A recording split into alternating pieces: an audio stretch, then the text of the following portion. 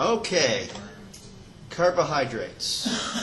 Fancy name for sugars. Now, many of you, depending on your area, are going to be getting some biochemistry, but you all get a taste of it. We're looking at the chemistry of it, not so much what we can do with it. So this is going to be a lot more of the chemical reactions and structure, and a bit of the history on how we actually figured out the structure. So we actually look at a lot of stuff that Fischer came up with. So you will get this totally different once you get to biochem or whatever you're taking, because if you're not aware, there's biochemistry and there's biochemistry and there's biochemistry.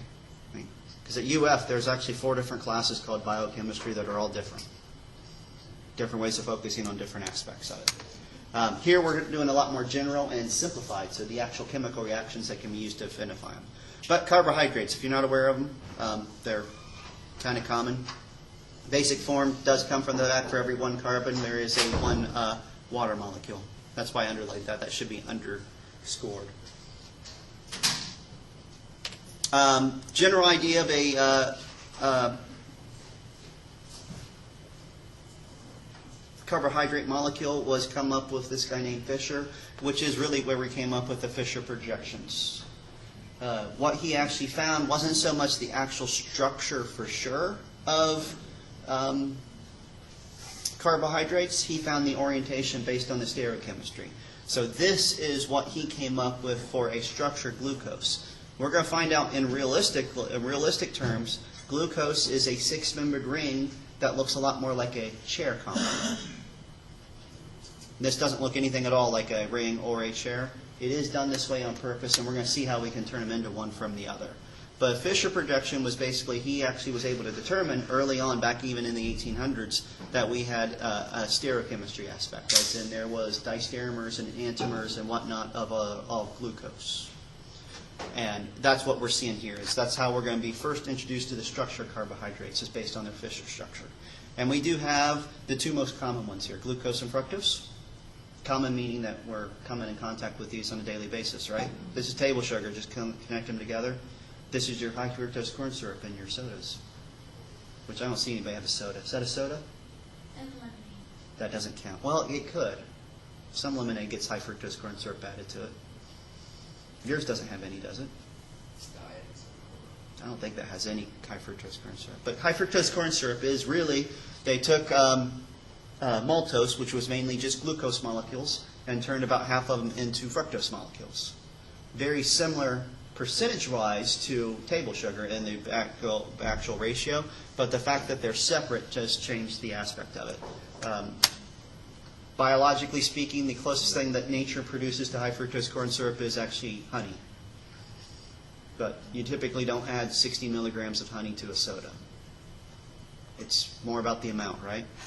The only difference, technically, if you notice it, the bottom part is exactly the same. We're just moving where the carbonyl is. And we're going to see that we can do this. Does anybody remember how we could turn a alcohol into a carbohydrate or into a carbonyl? It's oxidation, right? Anybody remember how we turn a aldehyde into an alcohol? Reduction. And here's the interesting thing. Can either of those be done with just acid? To a degree. We actually do find that our bodies pretty much turn that into glucose during digestion. And very easily. But that's just fruit sugar. It comes into natural areas a lot. All right. Now, the stereocenters are important. Technically, on glucose, there are 4 stereocenters. Fructose, there's only the 3. Now, that is important, but we're going to see something kind of nice. There really isn't 4 and 3 in dietary sugars. There's really only 3 among these, because this bottom position is locked into place if it's consumed by us mammals. All right. Technically, we make our glucose from photosynthesis, right? Sunlight hits the trees turn into carbon dioxide in the air and some water, makes glucose out of it. We cut down the trees, we eat the trees. Maybe not the trees, but we eat the green stuff, turn it back into carbon dioxide and water, and pollute the environment with the production of CO2. So you should stop eating green stuff. All right, but no surprise here, right? That is what, 5th grade science? Glucose. All right. Types of sugar are going to be classified as how many are connected. We call each individual unit technically a saccharide. So a monosaccharide is a simple sugar that is just a single carbohydrate. Disaccharide, they're going to be 2 linked together, and we're going to see a few of those. Oligos are actually anywhere from 3 to 10, and polysaccharides are more than 10. And we are going to see types of disaccharides and polysaccharides, but not so much oligosaccharides. And we will see a bunch of monosaccharides because technically we have a whole flat family. So back up to glucose. How many derivatives of glucose, or how many diastereomers of glucose would you think there are? Sitting that there are 4 stereoisomers. 16. End of the 4th, or 2 to the 4th. But really, this one's not really going to switch on dietary ones. There's actually only 8 that are naturally found. So that bottom position will be locked. All right, so all of that notation, the D and L, doesn't actually have anything to do with the actual rotation. Remember, when we first introduced the concept of D and L, D was kind of like the positive rotation, L was like the negative rotation. D and L sugars are based on the fact that if you reduce the sugar all the way down to 1 stereocenter, you're getting a derivative of glyceraldehyde. So basically, if I move back up to the big structure, we're going to reduce this off, this off, this off, and this off. In the sense that the top will be a aldehyde or carboxylic acid, will have just that stereocenter, and the bottom will be a CH2OH. Now, when we get down to just the 1 stereocenter, there's 2 possibilities. We could have the OH on the right, we could have the OH on the left. And that is positive glyceraldehyde or negative, R or S. And it turns out all naturally made sugars and all sugars that you can actually safely digest are positive. So these are all D-glyceraldehydes. Now that really doesn't mean that all sugars are positive in rotation, because when we start adding the other stereocenters, some have these are negative, some have positive. So the D no longer means positive when we have more than 1 stereocenter. It's just that all sugars reduce down to D-glyceraldehyde. So all biologically active sugars are called D sugars. And it is interesting, if you were to actually consume an L sugar, it might not even taste sweet because it won't fit into the same receptors. And you wouldn't want to do that anyway because your body can't do anything with it, so it'd be like eating sand. What's going to happen to sand if you eat a lot of it? What does it come out as? Sand.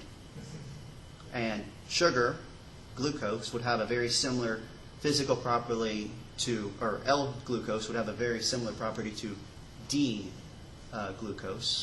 And how do we get most of our sugar? It's a nice little soluble, crystal.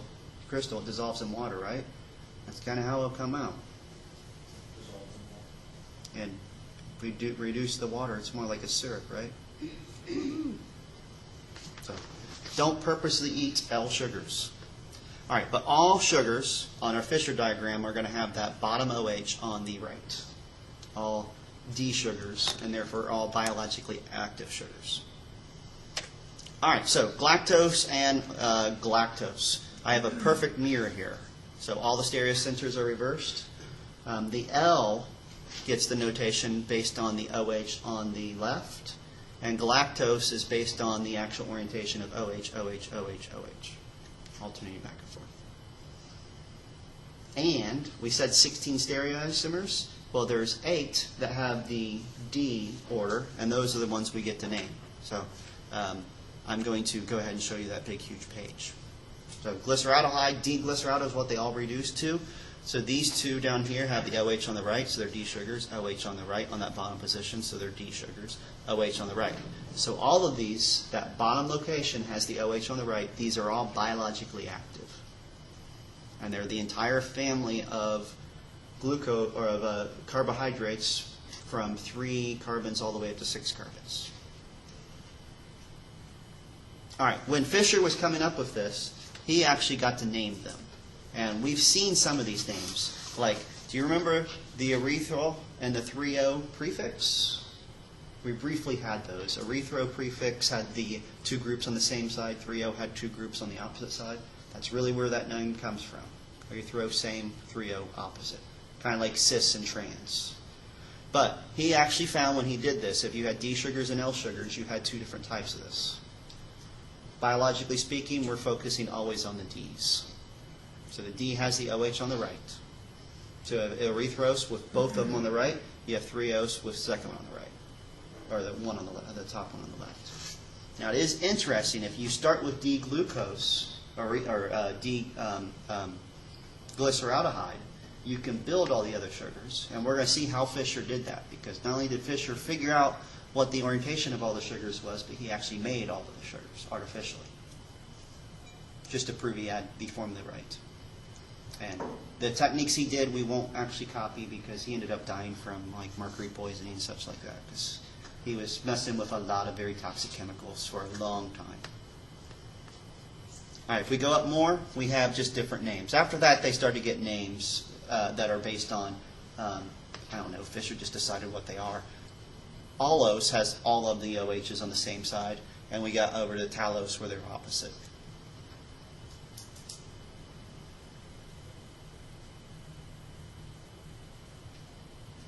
What's that? Oh, I forget there's an anagram to memorize those. You won't need to memorize those. I will be actually giving you those names if I need you to know anything with the carbohydrates. You won't have to memorize those. Those of you who are flat out biochemistry majors or chemistry majors may as well plan on memorizing them. If you're pharmacy, you don't need to. By comparison, you get baby organic or baby biochemistry. But those of you going into medical, where you have to have biology-based biochemistry, and those doing chemistry, so chemistry-based biochemistry, will probably get to memorize those. Lucky you, huh? All right, but the nice little trend is they're just showing what they're breaking. And we're going to see that we can go back and forth on these chains. We can actually easily remove this uppermost aldehyde and turn the next one into an aldehyde and make, so we can turn allose into ribose. And we're going to see how Fischer did that, because Fischer did all this stuff to figure out these actual structures. You said it's all redox reactions? Reduction or oxidation. So oxidation is oxidation reduction, along with basically backside attack of a carbonyl. You just keep doing it over and over and over again until you get what you want. Yeah, all the reagents are going to seem like, oh, that makes sense type of reagents. He did certain things in slightly bit different, and that's just because really, if you think about going backwards, that should be relatively easy, because the most reactive functional group on allose, for instance, is that aldehyde. Aldehydes are more reactive, and it actually, same thing here. If we want to add to it, the aldehyde is the most reactive thing. So that top is the most reactive spot, and that's where we want to either grow or shrink the backbone. So the mechanisms are, or the reactions are all aldehyde-based reactions. Okay, so the actual rotation of light does vary all over the place. Now, D, when it was first introduced back in stereochemistry, D meant positive. But I want to stress here, the D on all of our carbohydrates means that the OH is on the right, on the bottom location. Rotation of light can be varied, because glucose actually has a negative rotation in idose. So you don't try to predict those rotations. We're just pointing out that they don't actually necessarily make sense. It is just a flat-out memorization. And at one point, I even knew the rotation of lights, the degrees, because that was something our teacher had us memorize. The actual degree angle of rotation, so the 13%, whatever it was, I had it memorized at one point. I don't know why he made us memorize that, but that's totally useless information, because that particular thing could be looked up. Even the positive and negative could be looked up. The names are important. So me telling you to memorize the names wouldn't be that far-fetched of a concept. I do figure that's not necessary, because There's quite a few of you who are done with chemistry after this. And those of you who are taking, anybody here know they're taking biochemistry?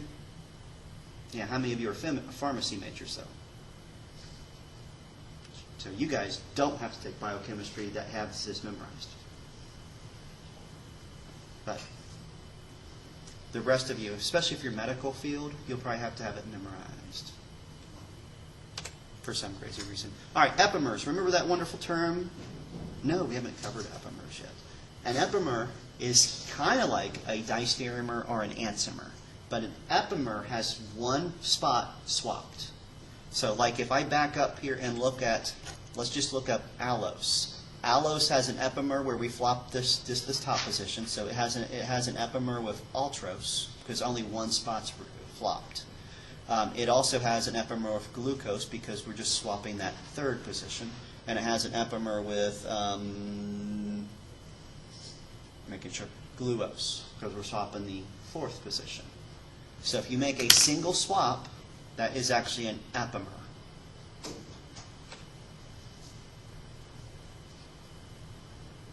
And we actually call them based on what position they are. So the first carbon is always that the carbonyl, and you just go down from there. So it's a C2 epimer because the second position is swapped. Now this is a term that popped up with Fischer because he found, like, they're both the ribose and arabinose. When he was actually made them, he made them from erythrose. So he knew they were C2 epimers because he added to the top position, made a new first position, and the second position could have actually formed the OH on either side. So he knew in his process he was making an epimer of that second position. So he made a lot of C2 epimers when he did this. And that's where the epimer term comes from, is from his work. Another terminology. Oh, wait. I'm going to do this first. D-ribose and L-ribose, are they enantiomers or distereomers?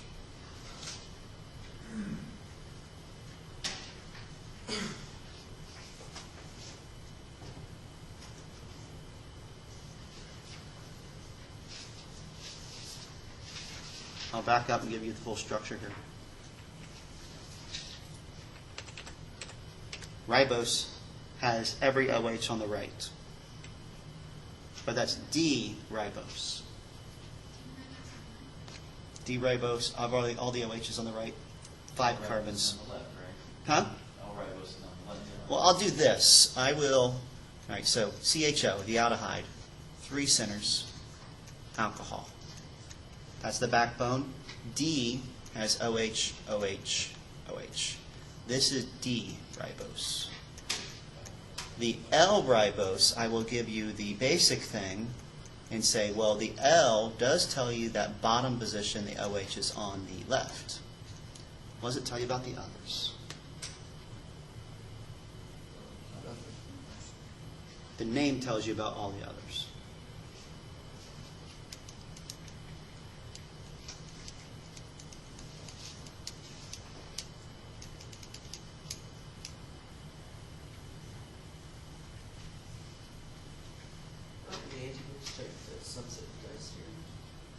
Enantiomers are perfect mirrors. Distereomers, at least one location is the same, one location is opposite. So ribose, for instance, has one enantiomer. That's everything reversed. And it would have 6 distereomers.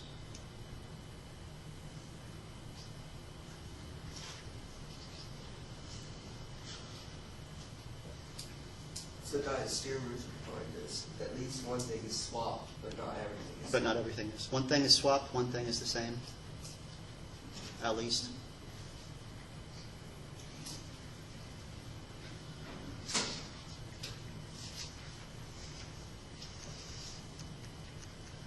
Both, neither, all of the above. I like that. I think the answer is probably F. F? I don't have F on the clickers. All right, stopping in about 5 seconds. 5, 4, 2, 3, 4, 5, 6, 7, 8, 9, 10, 11, 12, 13, 14. I was going to say, I didn't count. Somebody walked out. 5, 4, 3, 2, 1. Stop. D and L. The name says basically the orientation of everything. D and L basically mean we're flopping everything. So this is a perfect mirror. It is an enantiomer.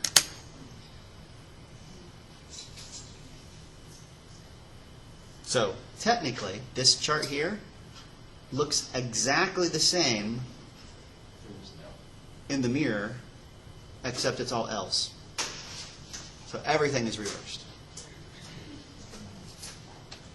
So let's try another one. How about D-arabinose, or D-ribose and L-arabinose? So I'll go ahead and draw a structure here. CHO, 3, bomb, bomb, bomb, OH, OH, OH. That's D-ribose. What do you know about arabinose?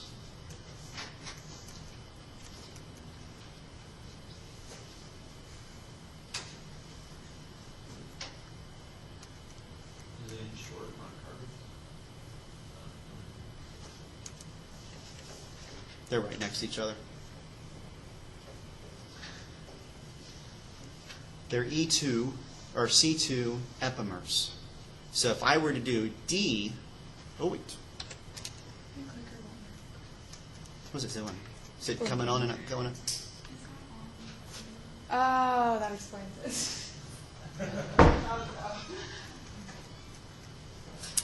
So if I did arabinose here,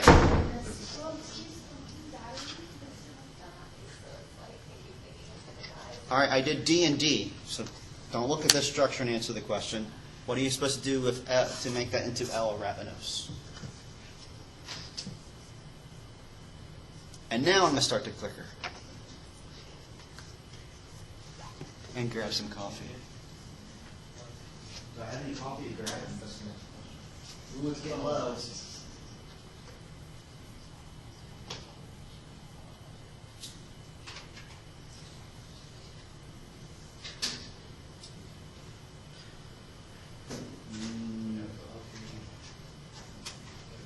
11 people. Ooh. 100% of you say the same thing, but only 13 of you. What is that? 16? 1, 2, 3, 4, 5, 6, 7, 8, 9, 10, 11, 12, 13, 14 of you. Wait. 6, 7, 8, 1, 2, 3, 4, 5, 6. We're good. 14. And everybody's wrong because they put down that it's distereomer.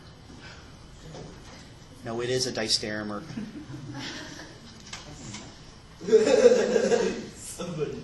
Changing the answers. It has to be a distereomer, right? All right. Here's the beauty of this. I don't need to worry about the D and the L. The D and the L is useless. I have two different names. What you want to make sure is there are the same number of carbons. Because what is this going to be if I actually had said this was ribose and allose? They're neither. They're not distereomers or enantiomers, are they? Because you got a different number of carbons. So, but this is the type of thing I will probably give you structures. Now, to be honest, if I give you structures, I'm going to give you Ds all the time. I will label them. So I'd give you D-ribose and D-arabinose and then ask you questions like this. Are these epimers, D and L, ribose and arabinose? Because think about that. If you totally mirrored the arabinose, am I only flipping one thing? No, I'd have to flip two. It'd be a 3 and a 4 epimer, and that's not an epimer. Epimers, you can only swap one location. So if that bottom OH was on the other side, it'd be an epimer? Yeah, because then we'd only be swapping, when the mirror, we'd be swapping the third position. All right, ketoses are ketone derivatives instead of aldehyde derivatives. So we're always going to see the same thing. The top carbon will be an alcohol. The second carbon will be the carbonyl. Now, technically speaking, based on the terminology, the ketone could be anywhere in there, could be any one of those positions. But all the biologically active ones, and therefore all the named ones, have the carbonyl on the second position. So these are all 2 ketones.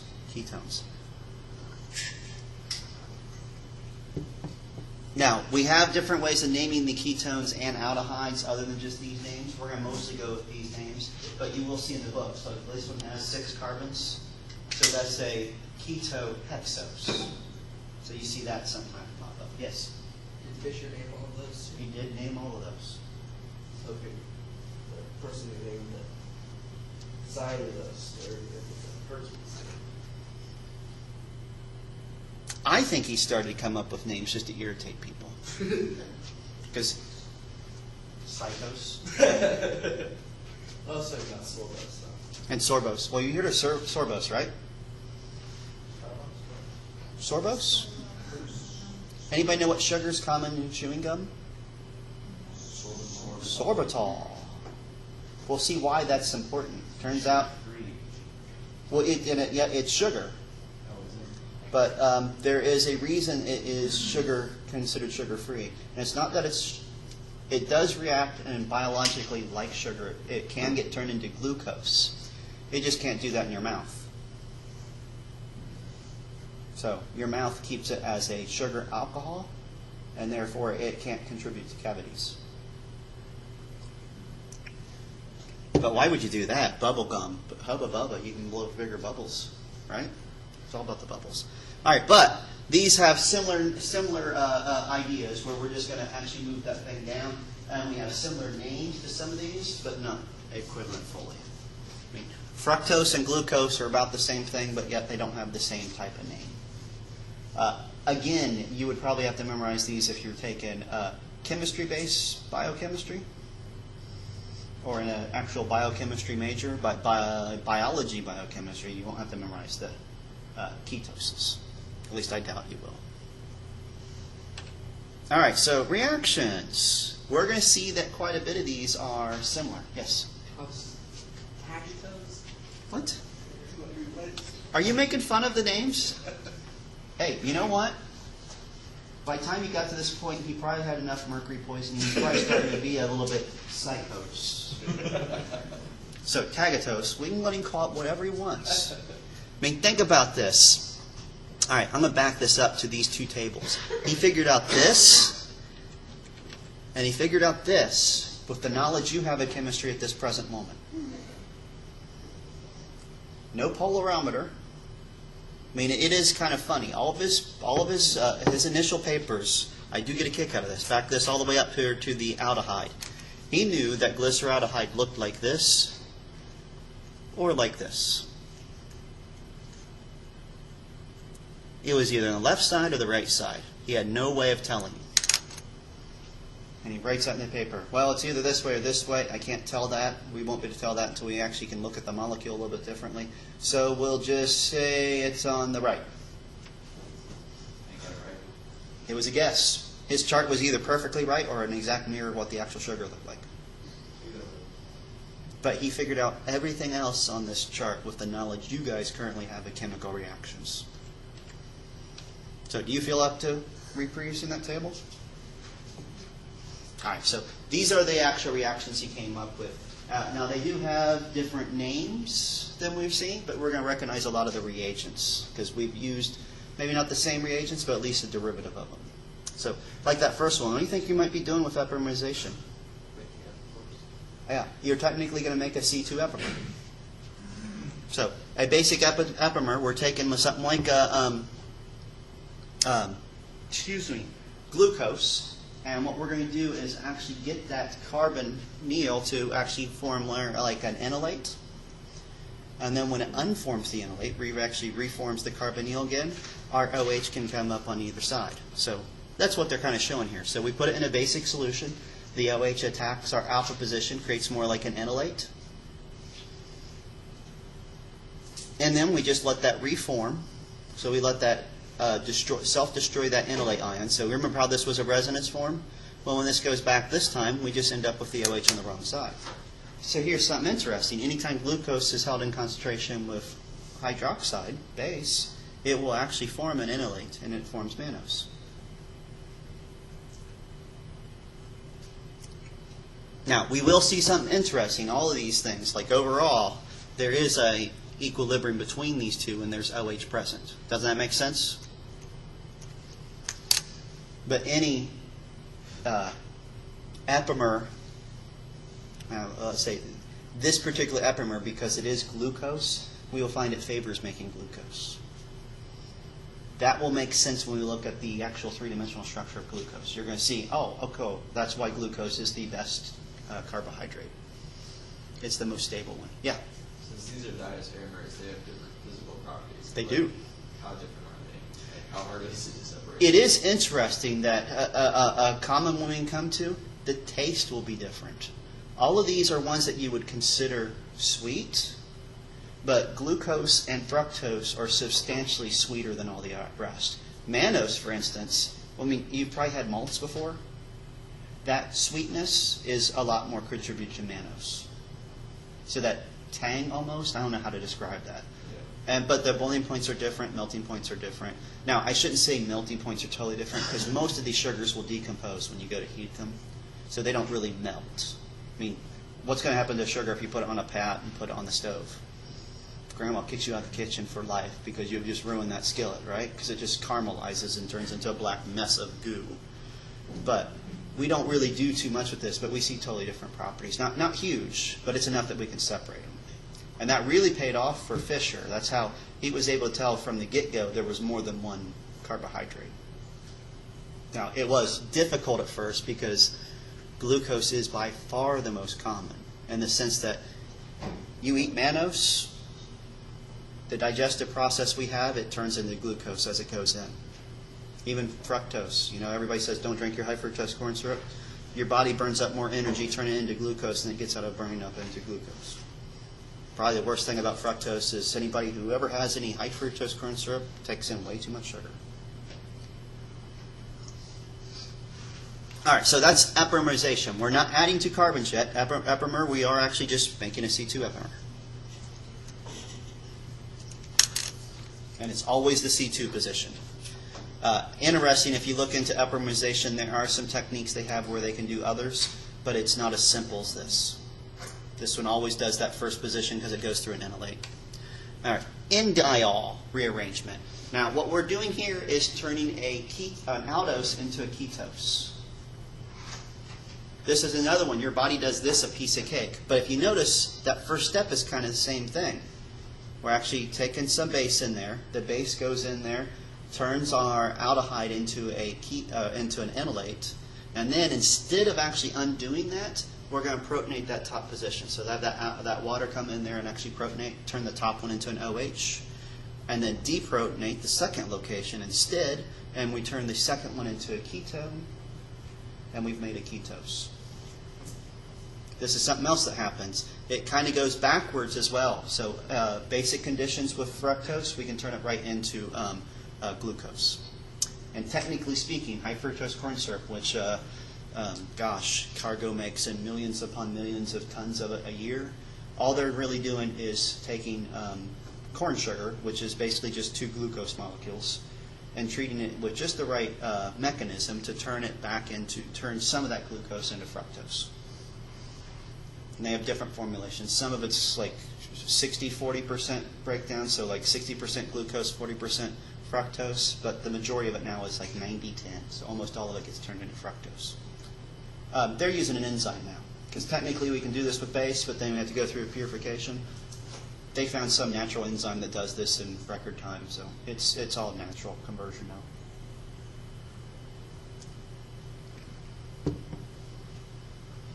If I remember correctly, it's a man-engineered enzyme that's doing it now. I think they have E. coli making the enzyme. So, got to worry about E. coli poisoning from your high fructose corn syrup. But how cool is that? Now, your stomach does this all the time. Here's something interesting. For the most part, any free fructose, so soda, that's free fructose for the most part. Your body can't absorb fructose by itself except for one little part of your duodenum. So some of you might realize, anybody who doesn't drink soda, if you ever had one of those like 20 ounces, you might notice the need to go to the bathroom is very rapidly approaching. That has a lot more to do with the fact that your body can't absorb that much glucose, so it just goes right through your digestive tract. That's probably a good thing, right? You don't need to be absorbing that much sugar anyway.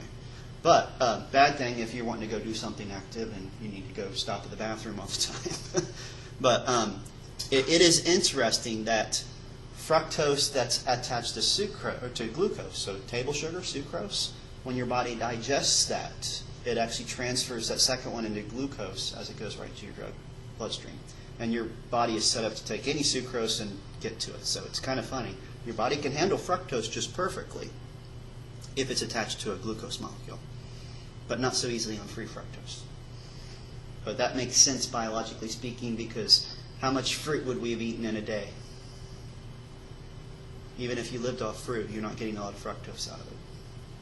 So evolution hasn't made us handle fructose in huge amounts. All right, so high fructose corn syrup. Here's that wonderful enzyme that converts it. I love it. So they just throw this in. Used to, they had to actually do a pre-process, turn the corn sugar into a disaccharide. The disaccharide would be 2 molecules of glucose. And then they basically chemically treat that with a little bit of base, and as it falls apart, part of it gets turned into fructose. That's how they were doing it. Much quicker to do this. Isolated enzyme, throw it in there, the enzyme eats it up, spits out fructose out of some of the glucose. And they do this now, and it's all a time-based thing. And almost all of the high fructose corn syrup that's made by Cargill now is 90% fructose when it's all done. And then they just dilute it differently. Anybody know why they did this?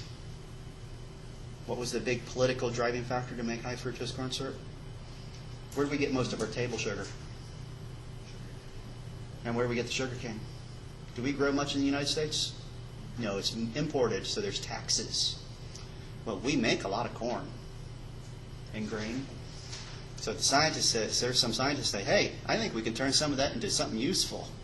And they made some, and of course it comes out in a nice little syrup, so it's easy to transfer it. You put a little lid on it. Here, instead of this pounds and pounds of powdered sugar, here's a bottle. Makes it easier to work with. And ironically, I probably didn't take off into the huge amounts until Miller Brewing Company decided, you know what? We can throw that into our beer and make it taste better. Hey, can we buy some of that high fructose corn syrup? So up until, gosh, the 1980s, largest consumer, largest use of high fructose corn syrup was Miller Brewing Company. I hate to see what it tastes like before it. Huh? I hate to see what it tastes like before they added it. Well, they don't. If I understand it, it's added to speed up the fermentation, so there's no sugar left over when it's all done. So the yeast easily destroys every bit of the sugar. Most of the beers that you have that are sweet tasted, any sweetness whatsoever, the sugar's added after fermentation. Because if it's added before, the yeast eats that up like it's candy. Just like us. I mean, if you had a bowl of candy and a bowl of granola bars, what's going to go first? No, it doesn't. What kind of candy is going to get turned down over a granola bar? Smarties, Babe Ruths. All right, anybody here turn down a Smartie? I like Smarties. All right, how about Babe Ruths? Got a few more hands that would turn down Babe Ruths. Anybody would take a Babe Ruth over a granola bar? You guys are such liars. I need to get I need to bring in a big, huge pile of Cliff Bars and say, here's a granola bar, so you can actually experience what a bad granola bar is like. Those things are horrible. Oh, they're horrible. Cliff Bars? You said to get the right flavor. Chocolate chip. The blueberry crisp and the cherry almond are the best. You're wrong, but okay. It's a tough choice. Yeah, it's a tough choice between the metalish bag and the cardboard box they come in, or the actual Cliff Bar. But I'll go with the cardboard box myself. At least you know it tastes like cardboard. You bite into the Cliff Bar, it's like, nope, that one tastes like cardboard. I should say that. There are good flavors of it. But my boy likes them, so it's like, yeah, you can have it. The kids' ones are really good. Cliff Bar Kids or whatever. They are, but aren't they? The Rice Krispie snack. I mean, I'm pretty sure they're just filled with marshmallow. Because they have the consistency of rice. Yeah. I think, but then again, I mean, Christopher has Halloween candy still left over, which is really long to have Halloween candy. But almost any time he asks, we say yes, because he doesn't go crazy with candy anyway. You like some marshmallow? Oh, that s'mores race we did. They had a 5K s'mores race. He freaked out over the fact that some people were cooking his marshmallows. So he was all right with s'mores, but you have to eat them as little separate pieces. So the cookie, then the marshmallow, then the piece of chocolate. And I told him I was never taking him out in public again unless he just cooked this. And he's like, oh, he did not want to cook it. And he did not like other people cooking the marshmallows. Okay, reductions of carbonyls. Look what we're using to reduce it. Ever seen sodium borohydride before? What did we use sodium borohydride for before? To reduce carbonyls. Because what does it do? It reduces them down to alcohol. So it'll turn a aldehyde into a primary alcohol. Now, it turns out sodium borohydride will also do that to ketones. So if you have a ketose, it'll turn it into a aldehyde, or it'll turn it into a secondary alcohol. But that secondary alcohol, if we were doing it to like fructose, we have two different forms it can form. So this sodium borohydride and the acid to a ketose will make a C2 epimer.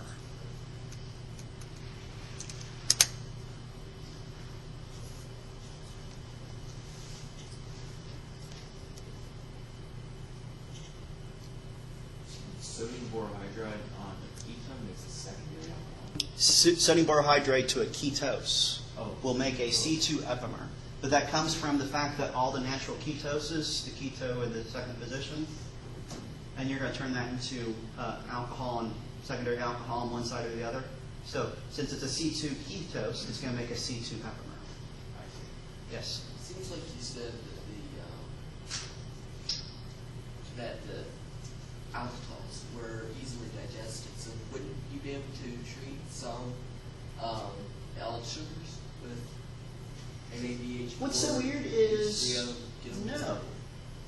Because it appears, and we don't know this as certain as I'd like to say. We might know now. I haven't done my biochemistry in forever. It appears like when our body does this, since our body doesn't use anything that reduces quite this strong, we really are going to use some type of phosphates and such. Our bodies apparently hold it from the bottom in the enzyme. The bottom has to fit into the enzyme. And apparently with the OH on the wrong side, it can't fit, so our bodies don't do anything at all. The only one of these L's that your body can do anything at all with is L-glyceraldehyde.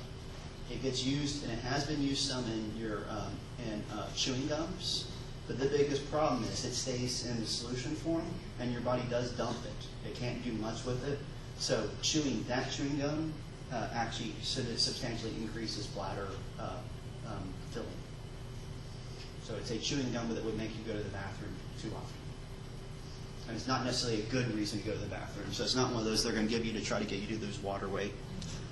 But it was experimented as a sugar. But it's like sorbitol. Sorbitol would be a great alternative sugar for everything. But if we did a soda with that much sugar in it, your body can't do anything. It's going to process it. And it's closer to a solid form, so it stays solid as it goes through. So it's a bathroom visit that you don't want to experience because it's going to be syrupy. Woohoo! On purpose. So there is weird things about digesting. Okay. We actually can test for our carbohydrates with a few cool little tests. Like, for instance, an aldehyde and a ketone, we can actually tell the difference based on that oxidation. So if we use sodium borohydride, they both get reduced to alcohols. So if you use just bromine, which is slightly more mild, it will actually only react with aldehydes. So it's kind of cool. We have bromine water in all of our chemistry labs because really what we do is we take a carbohydrate solution, put the bromine in there. The bromine is kind of a reddish color to it. If the sugar is an aldose, it'll react with that and form a color, and the bromine goes away. If it's a ketose, it won't. So we can tell the difference between fructose and glucose with it. This isn't nearly as fun as Tollens reagent. Now, this was one that when we were doing the lab with glucose, and I used to do the carbohydrate lab, the very last lab in organic, and it really was because of Tollens. We'd made a bunch of Tollens reagent, and I would let you guys do this in all the old glassware I didn't want to do anything with. Because what it will do is it does form silver as it goes forward. So the Tollens reagent is this. but it forms silver as it goes forward, and we get nice little cool results. Is this the silver mirror? This is.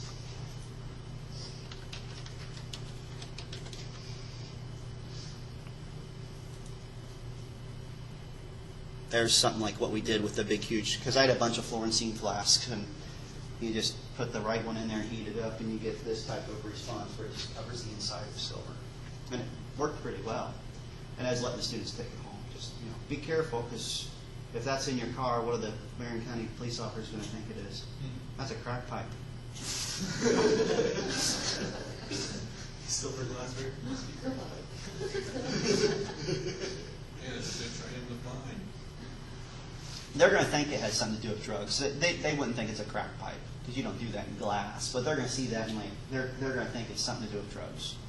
It is technically. Huh? You said it is technically. Kinda. I don't know if I consider glucose a drug, and yet glucose would do this really well. But I haven't done that lab in a while, but it mainly has a lot to do with the fact that I don't have any more of those fluorescein flasks. And the test tubes, because our test tubes are kind of old, to heat them up well enough to get that good of a mirror finish, we break the test tubes occasionally. And no one likes to have that. It's got all over them. So it is a neat test, but I haven't done it in a while. You have to clean it off with an acid bath or something? You can't. The test tubes are ruined. I mean, you can kind of clean it, but the silver is in there enough that it stays and contaminates the results. So I always used it in something that really so you can take it home. Yeah. Disposable. Yeah. And it really was that the first 5 years we had it, I had, probably 500 fluorescein flasks that half of them were cracked and such. So as I went through it, the runs that were left over, it's like they were non-Pyrex. So it was one of those things. No, do it with a test tube holder, and keep it away from you, because there's a good chance it's going to break as we heat it. But if it works, it's going to be mirrored, and you have a nice little fluorescein flask that's got a mirror finish to it. But Tollens will actually do a ketone and an aldehyde into a positive test. So this should work for all sugars, but we're going to find there's something that it won't work. We're actually going to use a term called reducing sugars, sugars that are able to be reduced. We're going to see there's some things we can do to a sugar that essentially hide the carbonyl from reaction. The sugar protects itself.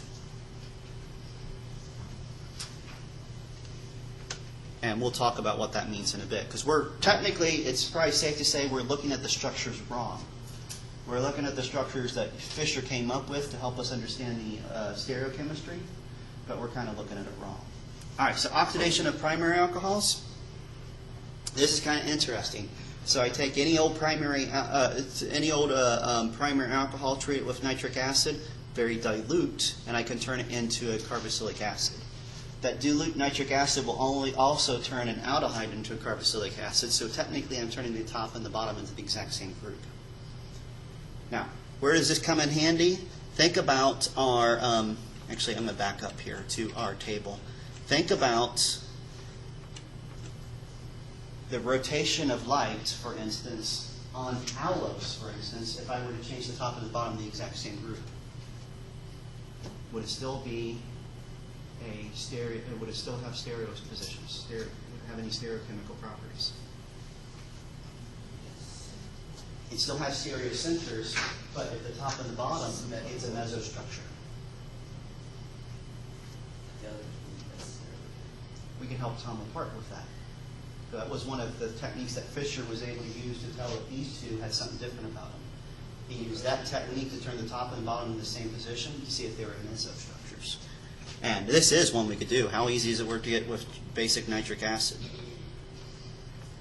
What I think is amazing about that is not how Fischer did it when he first did this. He did not do it with nitric acid. And I think it's one of those things we're not sure why he didn't actually do this with nitric. He actually turned the top and the bottom of the same group with a different technique. All right, so Killiani-Fischer, we're going to make C2 epimers from a carbohydrate with fewer carbons. So this is going to take the 4-member erythrose and turn it into a 5-member carbon. So we're going to take the carbonyl on top, we're going to backside attack it, kind of like a Grignard, but we're going to attack it with a nitrile. Now, no surprise there, nitrile can do the backside. And we're going to end up with a nitrile attached, and that's going to turn that into an alcohol. And then what can we do to turn a nitrile into a carbonyl? Acid with a little bit of catalyst will do it. We had heating up with HCl will do it. So technically, we might not even have to do this step right here, because we had the ability to turn this straight into a aldehyde before, right? Yeah. Well, I was going to suggest that it seems like it would probably rank corrosive molecule as well. And that's why we're doing this. Turns out we can do this with just HCl and water with heat. We're wanting to do this without heat. So that's why this stuff pops in there. So the hydrogen and the poison palladium, barium sulfate poison palladium, will actually turn that nitrile into more like the imine. And then the imine gets turned into the carboxylic acid, or into the aldehyde a lot easier with a cooler HCl. So it's the heat aspect that we're avoiding by doing this. Is that kind of where your thinking was when you thought to destroy the molecule? I was going to attack it with chromic acid. Yeah, you're right. It'd work.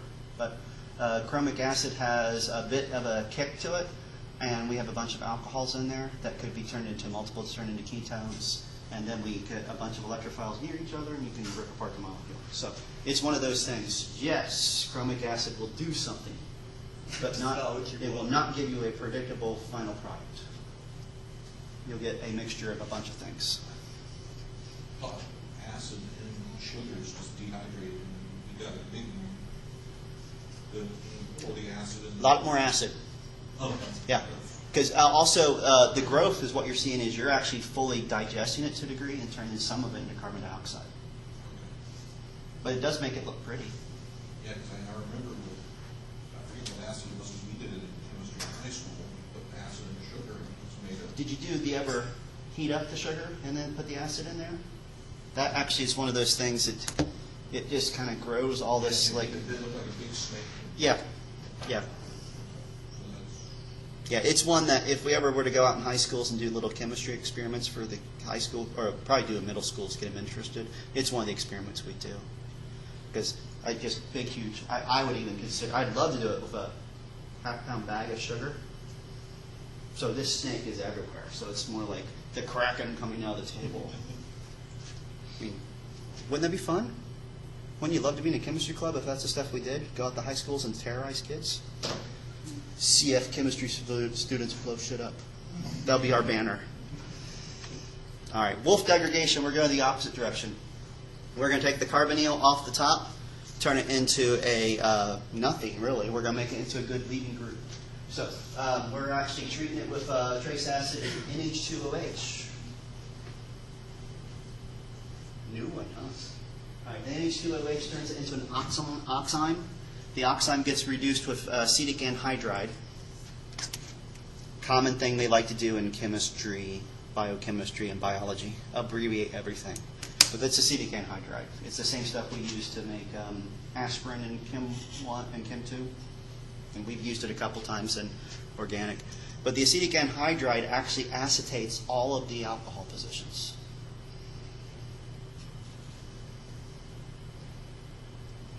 That also oxidizes that imine back into a nitrile. And technically, once we reduce that back to OHs, we have something that's going to be able to leave really easily. So this leaves, and we turn that back into the carbonyl. Ironically, this is a technique we could have done to a standard aldehyde with an alpha position, but the fact that the alpha position has an OH, we have to do this slightly different. That's why this really doesn't look like anything we've done before. So what we are kind of doing is we're doing something here to this top, and then we're protecting all these OHs by turning them into acetyl groups. And then we actually use the OH to turn that finally into the nitrile, and then keep on with the OH, and we can just strip that top position off and turn everything else back into an OH. Fun, huh? Not very stable here in the middle part, so we basically just keep right on going. If I remember correctly, best way to do this now is try to do these two steps simultaneously. But that's Wolff degradation. All right, on to the stereochemistry, because we're going to see now how Fischer came up with the diagrams he did and how he figured all that out. Because those reactions we did, those are the type of things he did to figure out the structure. All right, so Fischer did this back in 1891. At the time he did this, we weren't even sure that benzene was an alternating double bond and single bond. So this was done before benzene was figured out. So we didn't do this in order, did we? All right, but he actually focused on glucose right off the bat. For some reason, glucose is very, very common.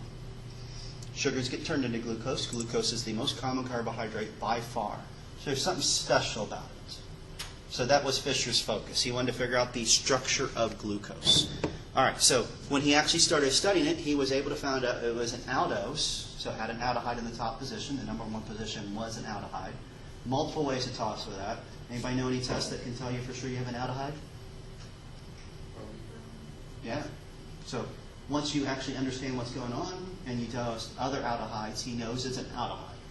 He also knows it has 6 carbons in it. And that's basically on some of those other studies he's done. All right, those are the only two things he's starting with. He has an aldehyde with 6 carbons in it. He knows the general order of events, so he knows it's pretty much straight chain carbon with an OH and an H on every single carbon. And that creates a dilemma because he sees right away, I want to do this with those little zigzag lines. And that's basically saying, well, there's stereochemistry there. It's either on one side or the other, but there has to be stereochemistry. So that was something that was known prior to him. He understood it as well as everybody else did, but it was one of these definite things. We have a carbon chain of 6 carbons with a bunch of hydrogens and oxygens, and we have 4 stereocenters. And he's going to figure out this orientation in 1891. All right, so he has a problem. Technically, there's 16 of these with different ratios because we got 4 locations. 2 to the 4th power, 16. Well, he's already able to tell that D-glyceraldehyde and L-glyceraldehyde were totally different, and yet any natural sugar he actually worked with reduced to 1-glyceraldehyde. So he knew the bottom position was somehow locked into place. So all of a sudden, we cut it down. We only have 8 possibles. So he really does. He writes out all possible 8s. All right, there's 8 of them.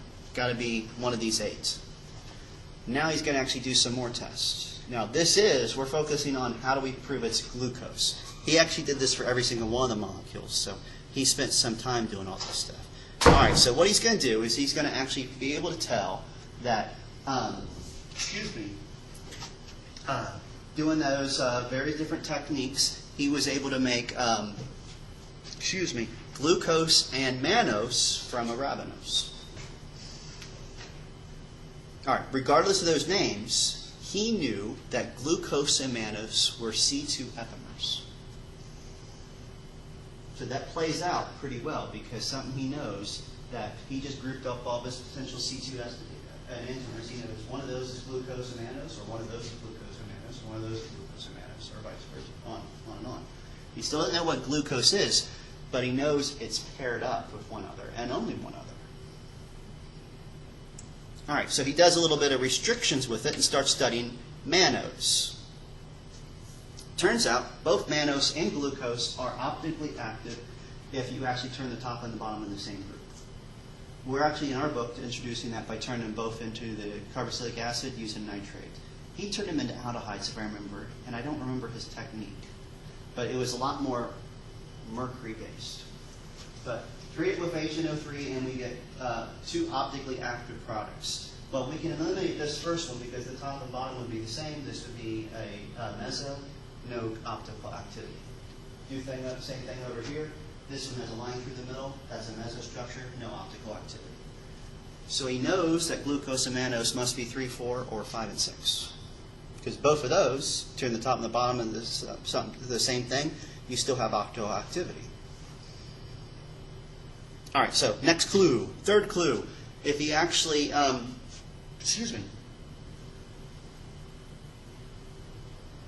if he actually goes back to that first step, he knew that glucose and mannose came from arabinose.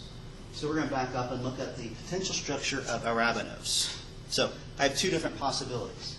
Rip off the top, and I have OH, OH, OH, OH, OH, OH. Or rip off the top and get OH, OH, OH. So I got two possibilities.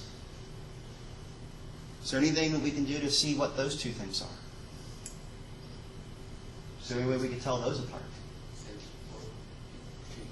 Change the top and the bottom. Because if I change the top and bottom and arabinose loses its optimal activity, then that's glucose and mannose.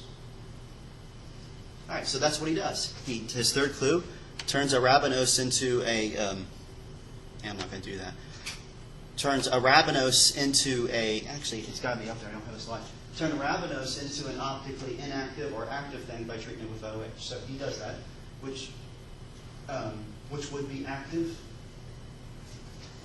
Which one would be active if we treat him? A. Do we want a free clicker question? Yeah, may as well. We'll punish the skippers who left early, right? Ha ha ha.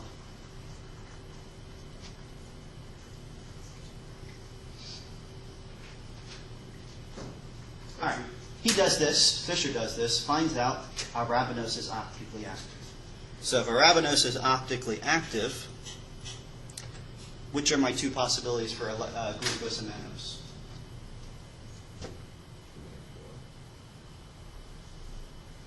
Oh, sorry. Arabinose is optically inactive. I'm sorry. This is arabinose.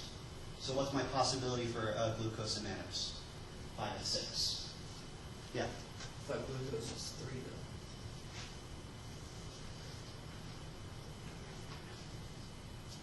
though. It is. Hang on. Wait. Let me. Skip that answer. It's been a long day.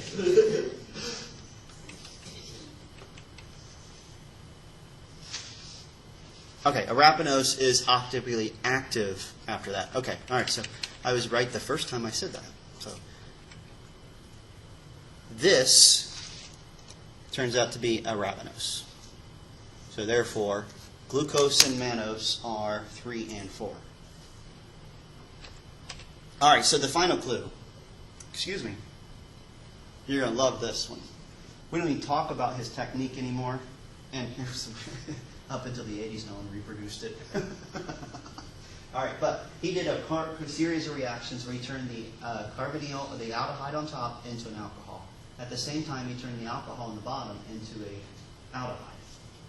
So it's like taking that top. So this one, he would have ended up with CH2OH, CHO. Everything else stays the same.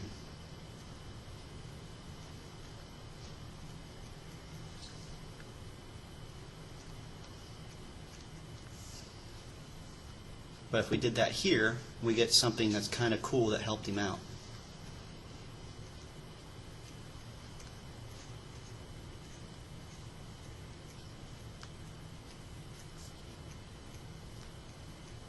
What do you notice the difference between 4 and 4R reversed? Remember our nice little rules on Fischer diagrams? You could rotate 180 degrees and they'd still be the same molecule? Look at that. 4 turns into 4 when you do those steps. But 3 gets something else. So mannose converts this exact same saccharide, so he knew that it was that symmetrical aspect of it. Like 3-Os. And that was his final step.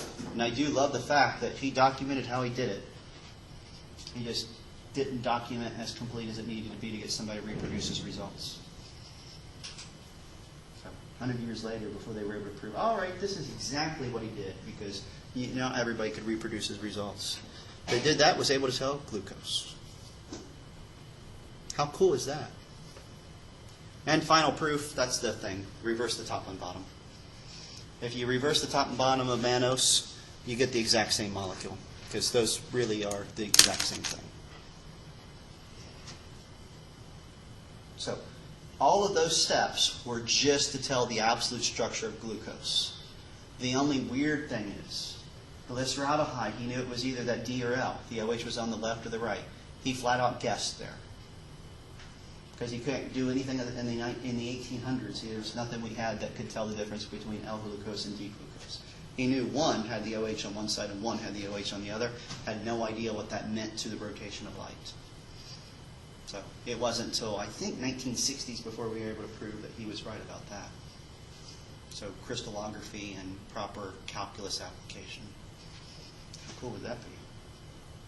But 1800s he did this. Well, 1890s.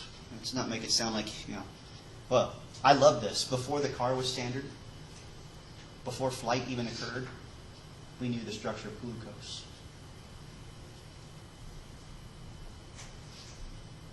Before benzene was known to have an alternating double bond, single bond. So before the concept of resonance, we knew the structure of glucose. How cool is that? Impressive, huh? We're out of time. All right, because we're going to have to introduce this wonderful thing. Turns out glucose doesn't look like this at all. Nope, doesn't look like that. It looks like this. Are you 0.02% of the time in an aqueous solution? In an aqueous solution that's at 25 degrees, about 0.2%. We're going to see why. We're also going to see why, turns out, it lacks beta. We're going to see why that is as well. And that gets back to the biochemistry teachers don't like this drawing. It's better to draw that as a chair. And if you think of that as a chair, you might see right off the bat why beta glucose is better than alpha glucose. But we're out of time, so that's for later on. Folks, have yourself a good day. I'll have your test graded and hopefully back to you Friday. I'd love to say it's going to be graded in Canvas tonight. I'm just not going to say that. Okay. We'd actually stopped talking about closing up the rings. Now, these percentages down here shouldn't be taken in stone. These are the percentages for glucose. Glucose definitely prefers closed ring, and it definitely prefers that beta one down at the bottom. Now, we'll see why when we look at, from the chemistry point of view, what this actually looks like in a chair conformer. It'll make a lot more sense. But these breakdowns change based on the sugar, so don't actually use these as rules. Matter of fact, there are some that even the open chain is actually just as preferred. But technically, all that's going on here is we're doing a backside attack to a carbonyl. Now, this is weird. We're showing it forming a 6-member ring.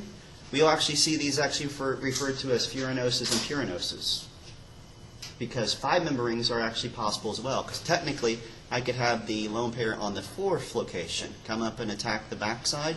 That would give us 1, 2, 3, 4, 5-member ring. But we will see that the carbohydrates easily form 5 and 6-member rings by having the oxygen on the 4 or 5 position from the carbonyl attack the backside.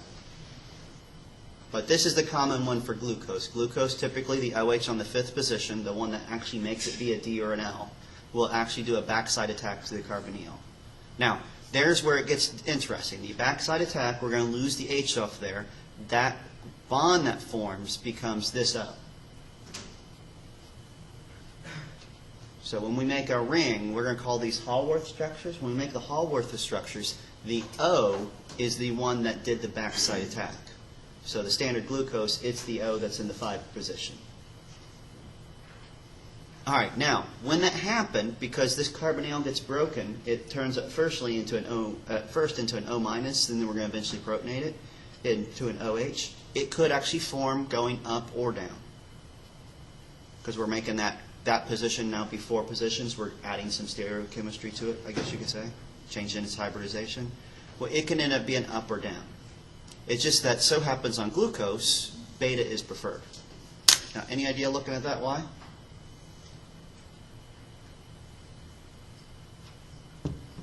And if you see why, and here in a second I'll show you why, it's going to make sense as to why glucose is the most soluble carbohydrate. Big thing is, notice how they're opposite direction? Put that in a chair conformer. I'm going to plan this a little bit better. I'll put this as my O. So this position is right here. That's our 1 position. If it's up at that position, it's equatorial in this position. Next position is down. Down is equatorial. Next position is up. Up is equatorial. Next position is down. Down is equatorial. And next position is up. And up is equatorial. So having the fact that these alternate completely, we can have a chair conformer with all the substituents being equatorial on a chair. Now, anytime I change any one of these OHs, so any of my other distereomers of glucose, I'm going to have at least one OH that would have to be equatorial or axial, right? This glucose is the only one where we can make it where everything alternates. So glucose is technically more stable as a chair conformer. That's why it's going to be the most common one. And it has to be D-glucose. L changes that. Well, here's the weird thing. D, we could have it as a complete mirror. Matter of fact, if I ever were to ask you to draw L-glucose as a ring, you're so much better off just to draw D and then make a complete mirror of it and make everything opposite. But technically L-glucose is going to be the most stable, and it will be beta, because beta just tells us that the OH is up, but that's going to put us so we're alternating. But L is just going to be a complete mirror. But I would never ask you to draw L and keep the Hallworth structure looking the same. If I ever ask you to draw L in the ring, make a mirror of it. So draw Hallworth structures.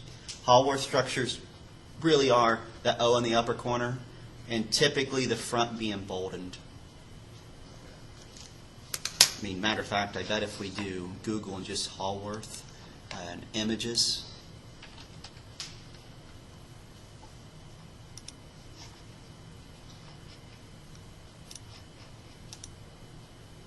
Maybe no. that doesn't look anything like this, does it? That is pretty cool, though, isn't it? Where's that? Isn't that gorgeous?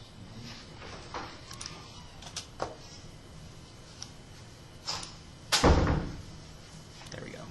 I was hoping to see the backbone. Because the program I use to do my structures for your test, I have a Hallworth template. All right, so aldehexoses do turn into pyranoses, but your book and most books seem to imply they only do that. Technically speaking, since a 5-membered ring is stable, we actually can have this form a furanose. It's just going to be a little bit different. The furanose, we actually end up drawing with the O straight back. This is still this one position, so we're going to draw it the OH like this. It could be either way. Goes up or down. But the number 2 position is still here. If it's on the right of a Fischer diagram, they typically have it going down on the ring on the Hallworth structure. So this OH is up. This OH isn't really down because it's not this one. It's this and this connected to that location. So we're going to have that, and then we're going to go up and have that other stereo center up here. We're not really going to fully draw that thing ever, because it's just that it can do that, is why I wanted to point out. So glucose can form a 5-membered ring. Yeah.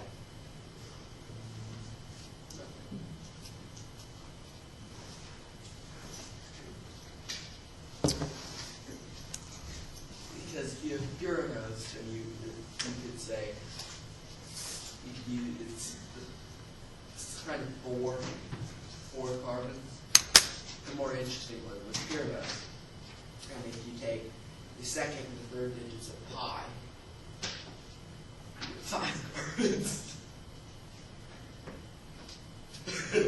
You got to work on that joke. It just died. Not a joke. You just It's true. everybody just was like, It's not a shut joke. up, kid. It's just true. Okay. That number 1 position that could be alpha or beta, we refer to that as an anomer. You like all these new terms are popping up? It's like an enantiomer, but an anomer, the only position that's changing is the number 1 position, where the carbonyl was. And it can go back and forth. So even if we actually go and get solid nothing but beta D-glucose, if it's got anywhere moisture anywhere near it, you will get some mixtures with the alpha. It will alternate. It will do a little resonance for it. So as long as there's moisture around, doesn't have to be a solution. So here in Florida, my sugar is going to absorb water just from the air. And my sugar, I don't get any betas. I get just D-glucose and let it be a mixture. But all carbohydrates will do this. We're not ever going to try to predict which one's more prevalent. You kind of can, though. I mean, really what you could do to figure out which one's going to be more stable, alpha versus beta, would be to make your Hallworth structures and then look at where you could put them. Can you put them equatorial or axial? If you can end up putting more positions equatorial in the alpha position, alpha will be more stable. But on glucose, beta is more stable. All right, so 5-member rings. Here's our 5-member rings. Now, the one they're going with is ribose. Ribose can actually do a 6-membered ring. To do a 6-membered ring there, this O ends up attacking the back. But you get you end up with a Hallworth structure that has got your anomeric position. Then we'll be doing OH, OH, OH. They're all on the right, so they all end up down. And there's nothing on this except for 2 hydrogens. Because that's this position here. The O made the ring. The H2 is what's here. So ribose can make a 6-member ring. But at most biological conditions, it mostly makes a 5-member ring. Matter of fact, that's how we're going to see it most of the time. And anomeric, we'll get alpha and beta. And you notice how it's just saying plus? That's how we're mostly going to view this. Don't try to worry about which is more favorable or in there more often. Just actually just put it down as a plus. The only one that's really I'm going to ever ask any questions on is beta, glucose. Is alpha always going to have it down? Is beta always have it up? Mm-hmm.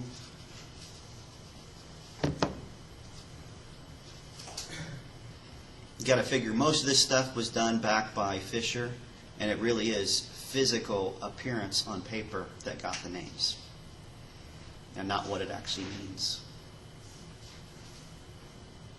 Alpha was down, beta was up. All right, so purinoses and furanoses. Furanoses, furanoses, 5-member rings, because furan. Pyran was 6-member ring with oxygen, furanoses. That's where those names come from. And any one of our carbohydrates, any one of those aldhexoses can turn into a 6-member ring. Any one of our ketoses can turn into a 5-member ring if they have the ketohexoses. So we will do this. I think I have a couple problems on the worksheets where I'm having you just turn a Fischer diagram from the tables in your book into a purinose or a furanose. And then, I like this for the name. So glucose is that straight chain. We will sometimes see a gluco for glucose, purinose, to let you stress that you know it's a 5-member ring, because there is such thing as glucofuranose. It's just glucose in a 5-member ring. Now, nothing smaller. Technically, I guess we could do a model for a 4-membered ring or a 7-membered ring, but biologically, 6 is so much more stable, so if you can make a 6, you make a 6. And if you can't, you make a 5. All right, so there is fructose, and fructose itself will actually form a purinose and a furanose. So the structure for fructose, so we can see what's going on here. You had on top a CH2OH, and then you had your carbonyl. And actually, to make this easier to see, I'm going to draw this carbonyl backwards from how we've done this. And then we have our 3 stereocenters. Where's the bottom OH? And on fructose, something like that. So, to get the furanose, this last OH position, so 1, 2, 3, 4, 5, attacks the backside. Yeah. It's not relevant. I was just going to ask if beta D fructopyrosis most favored.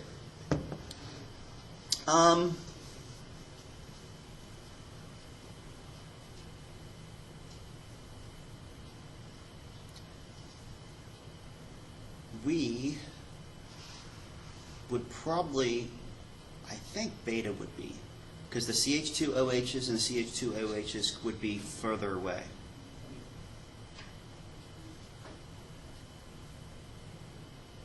But I'm guessing. I'll go with pyros. And on pyranose, Because it could be a, well, no, it's it's not as easy to decide because I'm going to have.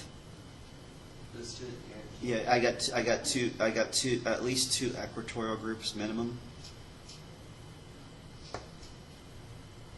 and two axial minimum. Not as easy to decide. All right, so that's how we're going to do the 5-membered ring. The 6-member rings, the pyranoses, similar structure we're going to draw. But here's the weird thing. The carbon that does the oxygen that does the backside attack is in the 6th position. So that's why there's nothing here in the 6th position, because it just goes to the CH2.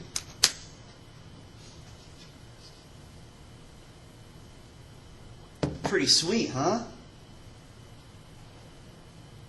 Not that exciting, is it?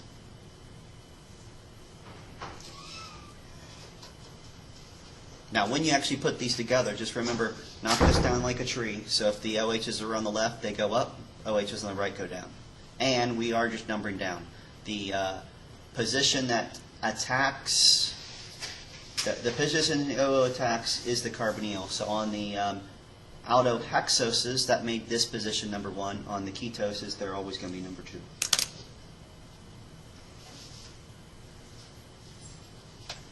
All right. Here's our chairs showing you why we can tell for sure that beta is going to be more favorable than the alpha on glucose. Just puts everything out in the equatorial position. And not only is it going to guarantee that we can see beta is better, we're also seeing here why glucose is the most common carbohydrate. It's just more stable.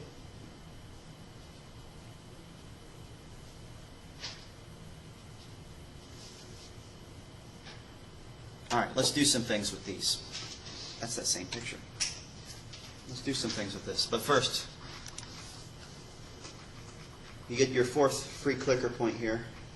Chris missed the first 3 because he came in late. I might as well just go ahead and pick B then. Yeah. Well, you got here for the clicker. Now you can leave, right? 11 people, 11 clickers. Sweet. the answer's easy. Oh, wow, look at that. We got 100% on that one. That's weird. Even Zach got it right for a change. Ouch. All right, on to the glucosides. Glucoside is really, we're going to put specific substituents on those rings, but they are actually going to attach to the O coming off those equatorial or axial positions. Now, it is kind of weird. We just call them glucosides, but we're going to actually name them by whatever you have coming off there. So ethyl beta means that we're taking the anomeric position and putting the ethyl in its place. It does turn out that is going to be the most reactive center, so that's where we can easily do that. So that particular OH, because it could go back and be the carbonyl, is going to be the one that gets attacked most easily, and it does allow us to put almost anything on it very easily. So just react it with some alcohol, a little bit of acid. That's going to help us to go open up and close the ring multiple times, and we'll be able to put the OCH, or the OR, right where the OH was. But we're going to get both.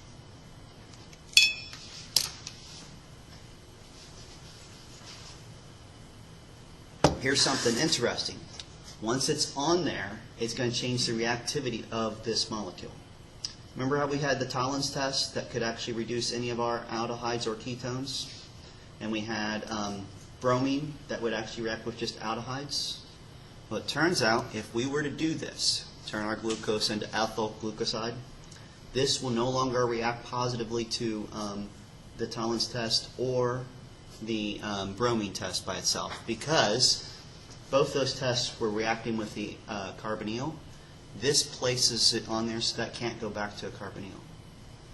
This is a ring always now.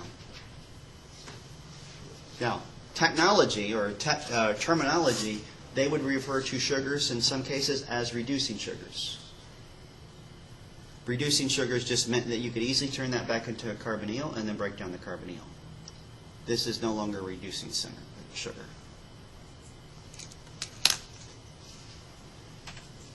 All right, so the mechanism for that, this is going to look very similar to what we've done multiple times before. So you're going to actually protonate your alcohol that's in that anomeric position and actually turn it into a good leaving group. The reason that position is so darn reactive is because we actually can dump those extra electrons that we need into a pi bond, or pull them away from the oxygen, I guess is a better way to say, and move the positive charge from that cation right onto the oxygen. So that right there is why it's stable. If you somehow had an OH on this position, it would be just as reactive, but we don't have that. So it's going to be the anomeric position that's most reactive. Now, once it's gone, and this double bond's there, we're just going to add it with the nucleophile we've just added, which is alcohol. Now, technically, water could still react with it. We're just going to go back to where we're going. But we're going to see the alcohol goes and does the reaction as well, and then we can get our two different products with the OR on there instead of OH. And because the acid is actually,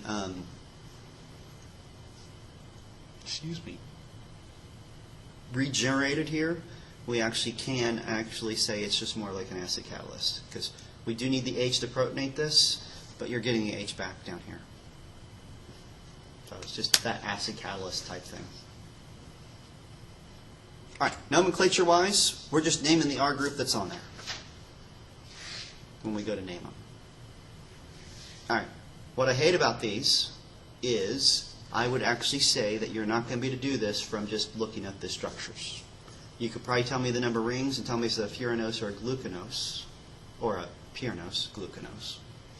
But can you tell me if these are all glucoses? Anybody see anything that definitely is a glucose?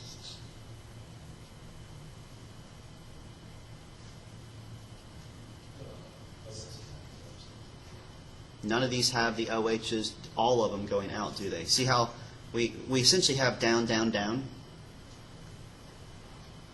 I would want to have my full table to be able to see this, but what I mean by that full table, we need to have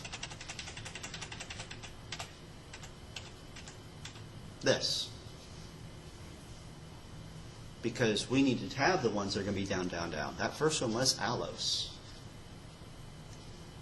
But if I give you something like this,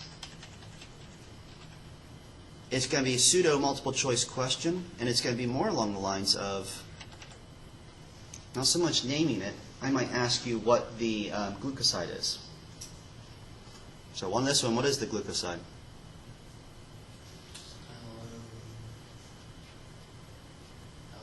Pyranose, no wait,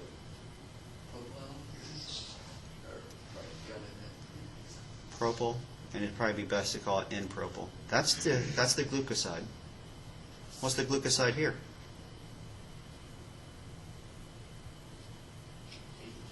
Yeah, there isn't one. What's the glucoside on this one?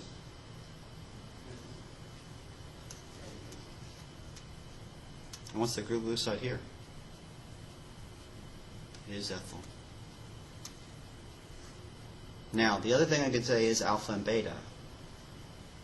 So, this one here, alpha or beta? Beta. It is beta.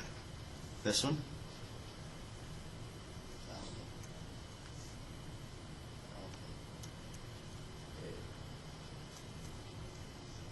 I guess those aren't dashes there, because glucoside is kind of like the substituents off of like an ester. It just is a name. And then rather than identifying just the, we're not going to identify the sugars yet, because I'd have to give you the table. We can give it the name for the 6 or 5-membered ring. Yeah. Quick question though. Could we actually identify whether these are D or F? Kind of. The OH on the Hallworth structure on both these is in this backwards position. That's typically where we do for Ds. So L's is something. We'd almost always draw Isomer. Because you know how this doesn't really show, what's the best way to say that?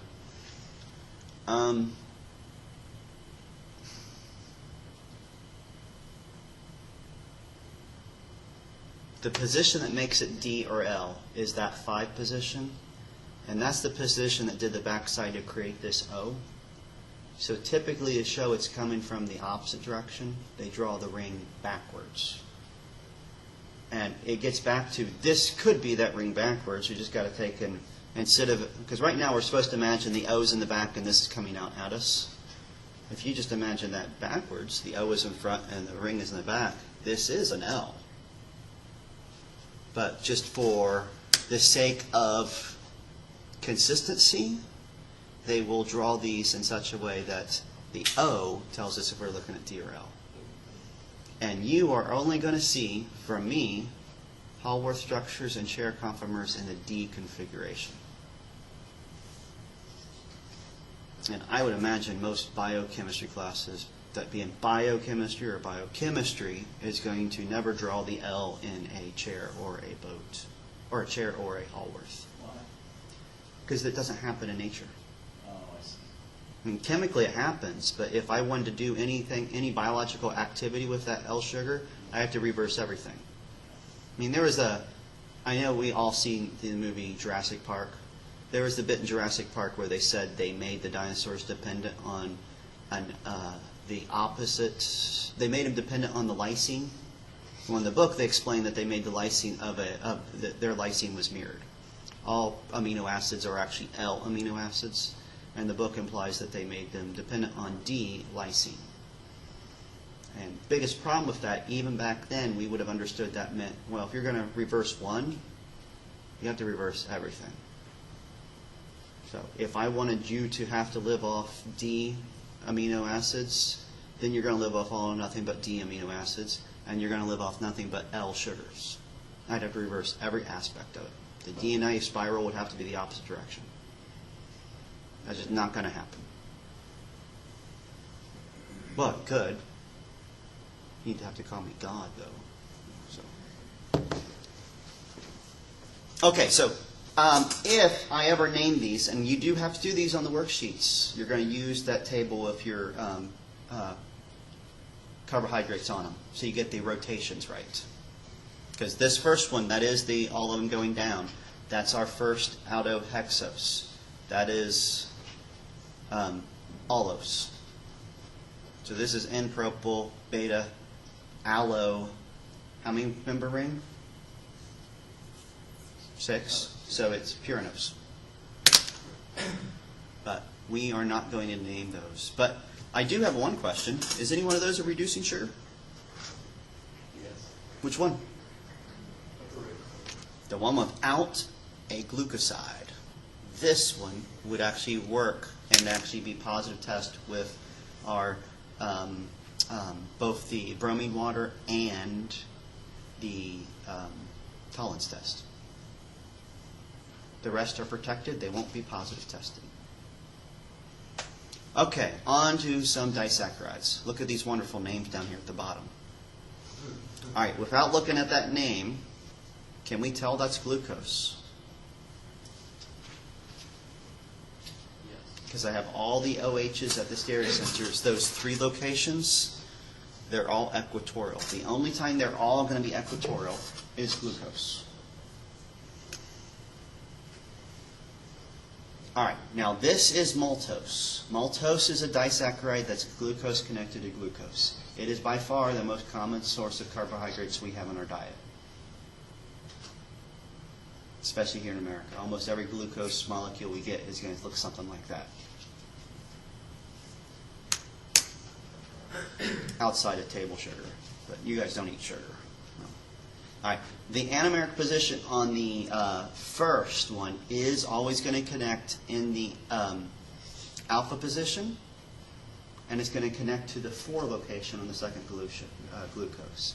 So we say that the 2 glucoses are connected by an alpha 1,4. The alpha applies to the 1, 4 just applies. If I was connected to the 2 position to the 4 position, it would just be a 2,4 bond. But the alpha tells us the position of the 1. So if I ever connected the 1, if I connected 1 to 1, I'd have to say alpha 1 and alpha or beta 1. But this is an alpha 1,4. And you notice how the second 4 has a prime? Basically the reason that is this first ring is numbered 1, 2, 3, 4, 5, 6, and the other one is numbered 1 prime, 2 prime, 3 prime, 4 prime, 5 prime, 6 prime. And even though this is maltose, there is an alpha maltose and a beta maltose. The alpha and beta there have nothing to do with this linkage though. This linkage is always alpha 1,4. This position can be alpha or beta. That's how we get an alpha maltose and a beta maltose.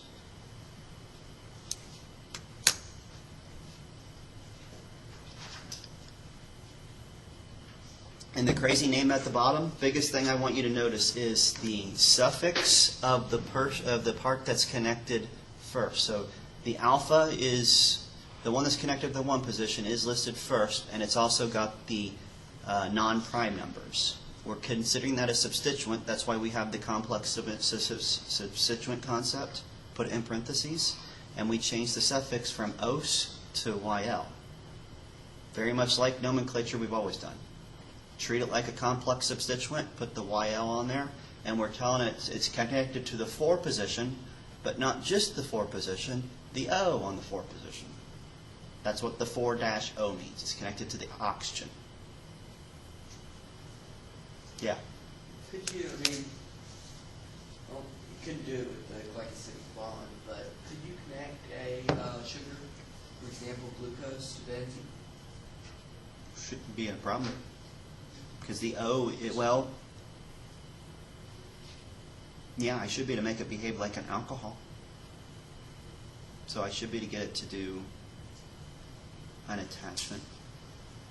Do you have anything special about, I mean, obviously? Oh, it'd be a pain in the butt because I got too many OHs and the carbonyl. I have a lot of reaction centers on glucose. We're going to see when we do weird experiments with glucose, you know how we saw that we can replace the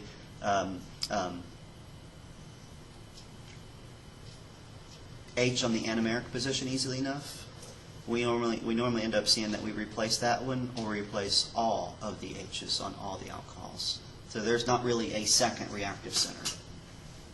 And that's kind of what happens. It's kind of like we don't do much reactions to turn glucose into something else because too much of the molecules react differently.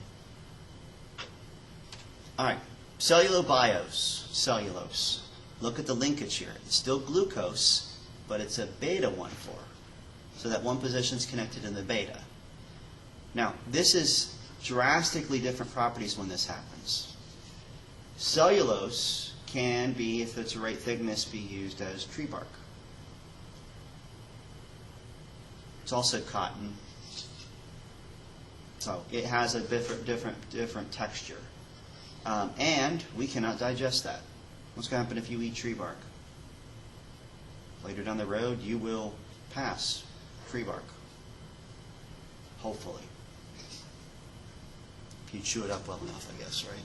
But we can't eat this stuff. We can't break apart that bond. Even though that's the only difference, it's a beta bond. We can't break the beta 1,4 bond. We don't have the enzyme. All right, lactose, we do have the ability to break this. It is a beta 1,4. Biggest reason we can break it, it's not glucose and glucose, it's galactose. If you notice, this 1 position's different. That first sugar, so the galactopyranose has got an O in that 4th position. We are still beta 1,4, so that's why this is listed as beta D. And then we're still connected to the 4O position on the second glucose. And again, lactose can be alpha or beta. And, ever heard of people being lactose intolerant?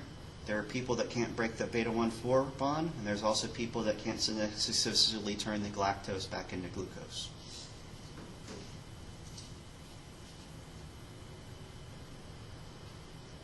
Those of them, like myself, that are just more like lactose intolerant, as in I should cut back, I shouldn't drink a lot of it. I think it's the beta-1,4 bond that gives us the trouble.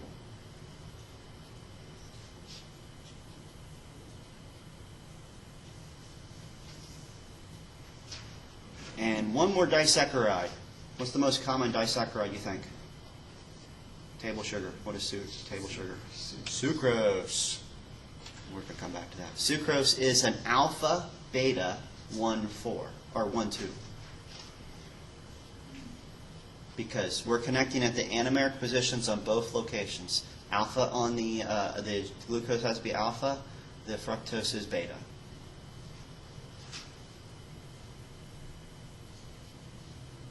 When they make that lactose-free milk, what is it that they do? How do they? Well, it depends on the brand and which one. Like the almond milk, it's just, Almond milk's just almond milk, though, right? yeah, and it's more like it's flavored for. What is it? Yeah, there's also a brand called lactose or something. It's The- lactated. Lactate is added to enzyme, I think. Yeah, that's the one I could have, because that's the one that if you're not paying attention to your shelf life, you're getting regular milk because the enzyme doesn't Oh, it doesn't last. it doesn't last as long as the milk does. So it's one of those things that the milk expires long before it's really bad, but it's Yeah. because the enzyme is dying. So there's still lactose in it, they just put the digestive enzyme in the milk. And from what I understand, it does sour faster because it starts to, no, it's been too long. The enzyme doesn't digest the lactose in the milk. Better than when you hit your stomach.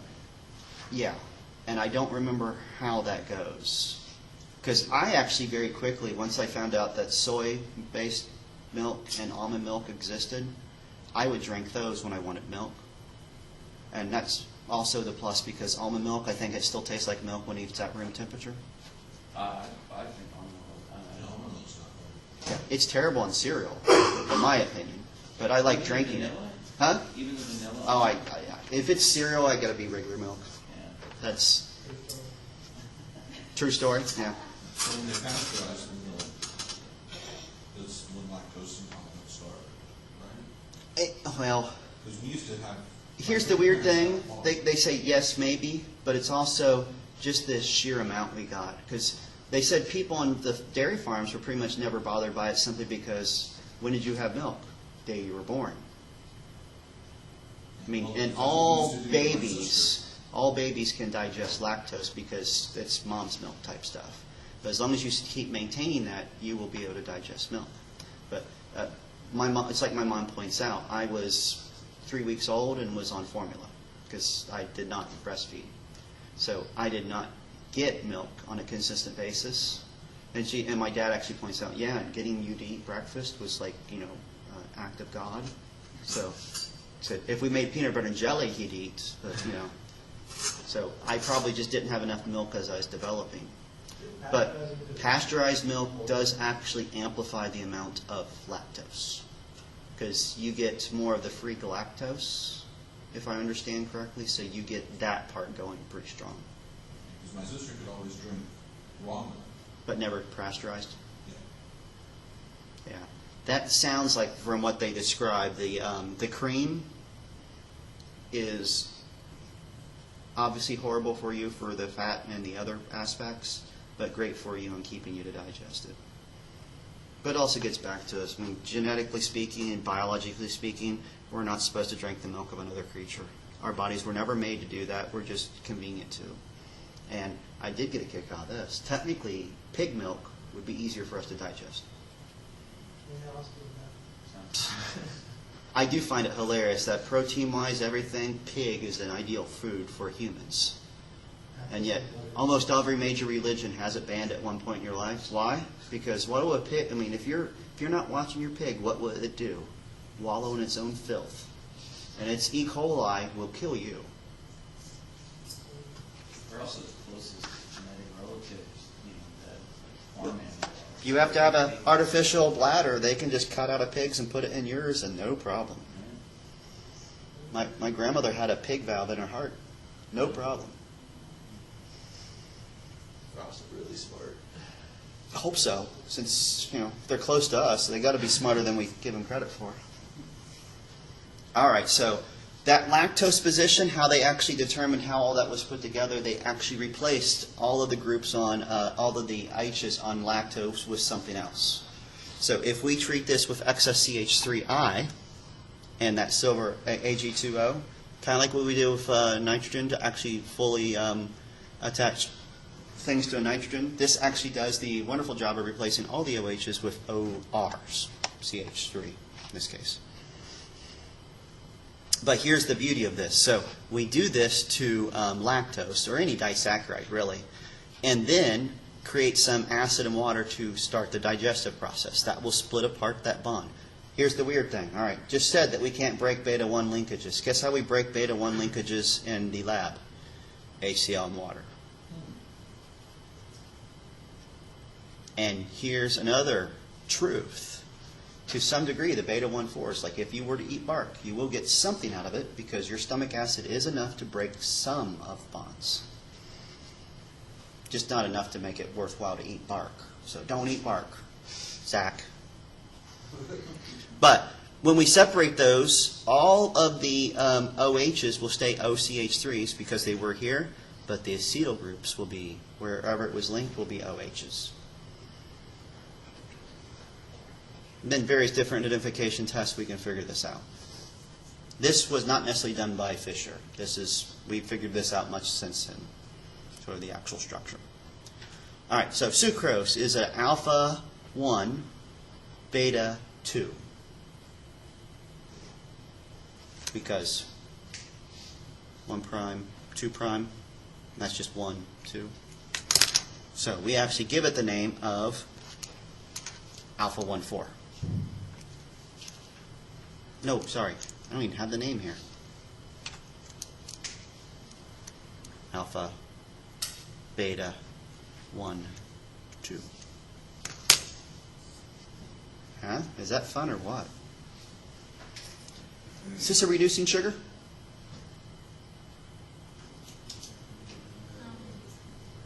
The O is blocked, on the anomeric position is blocked both times. Here's the weird thing. Is lactose a reducing sugar? It sure is.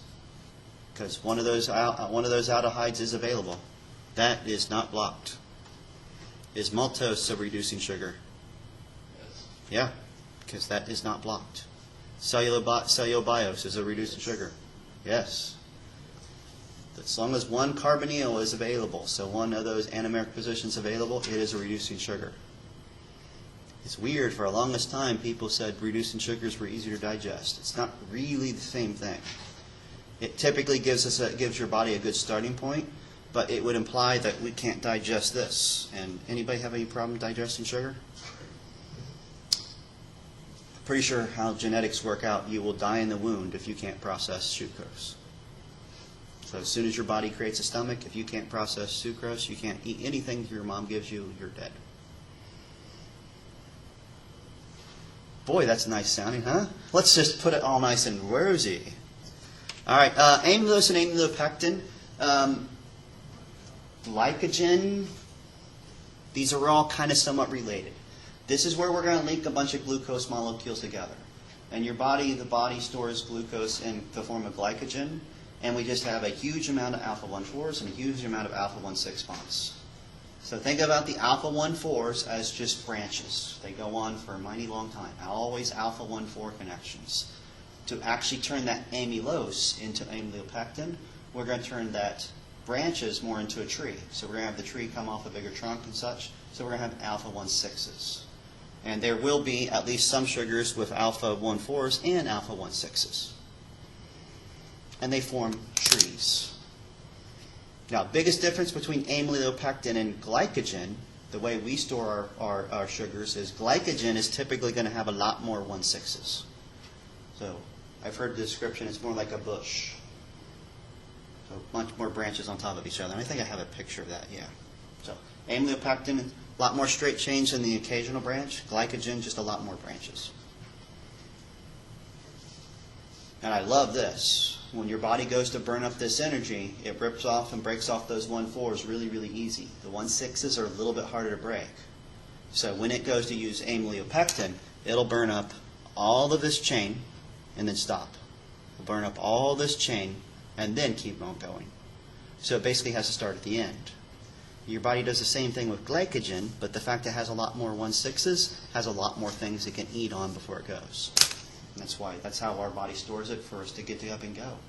And where's glycogen at? Do anybody know where it's mostly at? Yeah. Muscles. Right where the fuel's needed. Which is really weird because, all right, so what happens to glycogen if we don't burn it up? What does the body eventually do to it? It turns into fat. So if you're one of those, you've worked out all your life and then you go sedentary, where is it pulled up fat? Right in the muscle tissue. Woohoo! All right, cellulose. Ever heard of this stuff? Bunch of beta 1,6s, lots of them. This is going to be the tree bark. So cellular bios is just 2 of these. Cellulose is they go on forever. So very much like amylopectin in the sense that amylopectin is a 1,4 linkage, but it's an alpha 1,4. This is a beta 1,4. Technically that should be a prime right there, but it's okay, it's not there. But it does create a different overall structure. This really is the difference between a typical starch, potatoes, and a typical cellulose, tree bark. We'd never mistake these, right? And yet, chemically speaking, they are both nothing but glucose. Would be kind of cool if we could do this, and I think we could probably do this. We're chemistry students. We'll just take a 2x4, put a crap load of acid in there, and make booze out of it. I mean, do that with potatoes, we get vodka. If we do that with oak, okia, I don't know, we got to make up a name. Yeah. Huh? Or, No, wait. I got one better. Wicca. Widka? No, they'll think it's Wicca. I mean, they'll think we're just selling weird furniture that pinches your butt. All right, but here's what happens that causes the change. When you have the alpha 1,4, the structure causes a nice little helix. They do attract to each other with hydrogen bonds, but they're attracted to each other along the rings. And this almost behaves kind of like a spring in the sense that it's got some flex, it's got some twist to it. There's some spongy aspect to amylopectin. Potatoes. What's going to happen to a potato if you step on it? You have mashed potatoes. Yeah, right? All right. Tree bark is going to go into much more straight things, and then they pair up with each other. We call them beta-peated sleep. We call them sheets, essentially. But much more rigid, much flat, kind of like graphite. They will stack up on themselves. They actually have cross linkages and up and down linkages, a lot more hydrogen bonds, but they're much more firm. Now, we can kind of prove they're the same thing. Because what's going to happen to potatoes if we leave them in water too long? Yeah, they get very mushy. Does wood get mushy? Yeah, I thought this was kind of neat. There's some, we can find on the internet, there's a guy out in California who put a monorail in his backyard. Of course, right? Backyard monorail. I wonder if we can still find it. It's ages, so.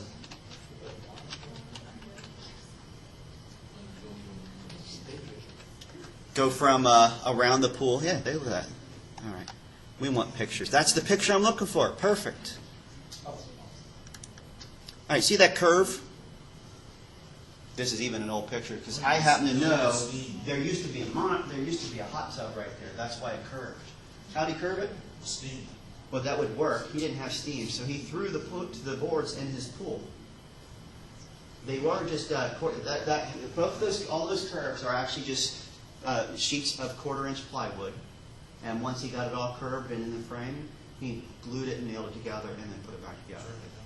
When I was a little kid, So it fluxes that easy, and then when it restores, it's nice and hard and strong.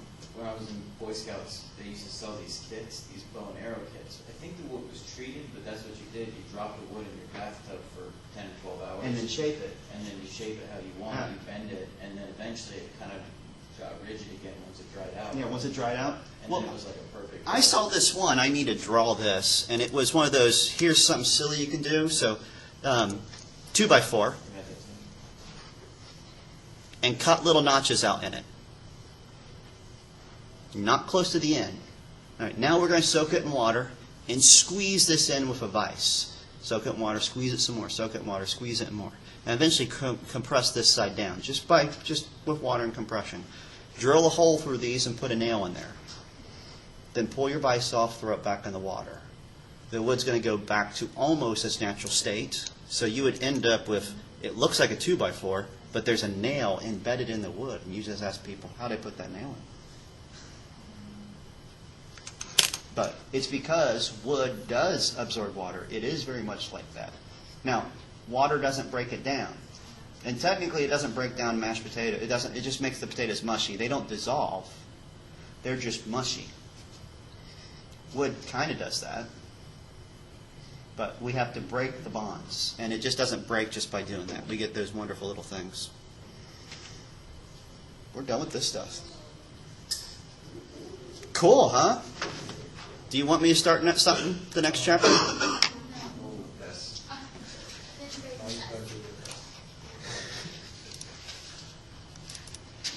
I shouldn't have asked, just started. Well, I am going to introduce the next chapter just because amino freaking acids. All right, I'm just going to say this. I'm going to bring up this list of the 22 amino acids. We're not going to see the whole structures. I'm just going to mention this. 22 amino acids. You two, pharmacy students. Who else is definitely pharmacy? Have you got, Elliot, have you heard? I got accepted to Econ and I have an interview with you guys on Thursday. Congratulations. Are that on pharmacy majors? I think it is. Because you're just dropping out, right? All right.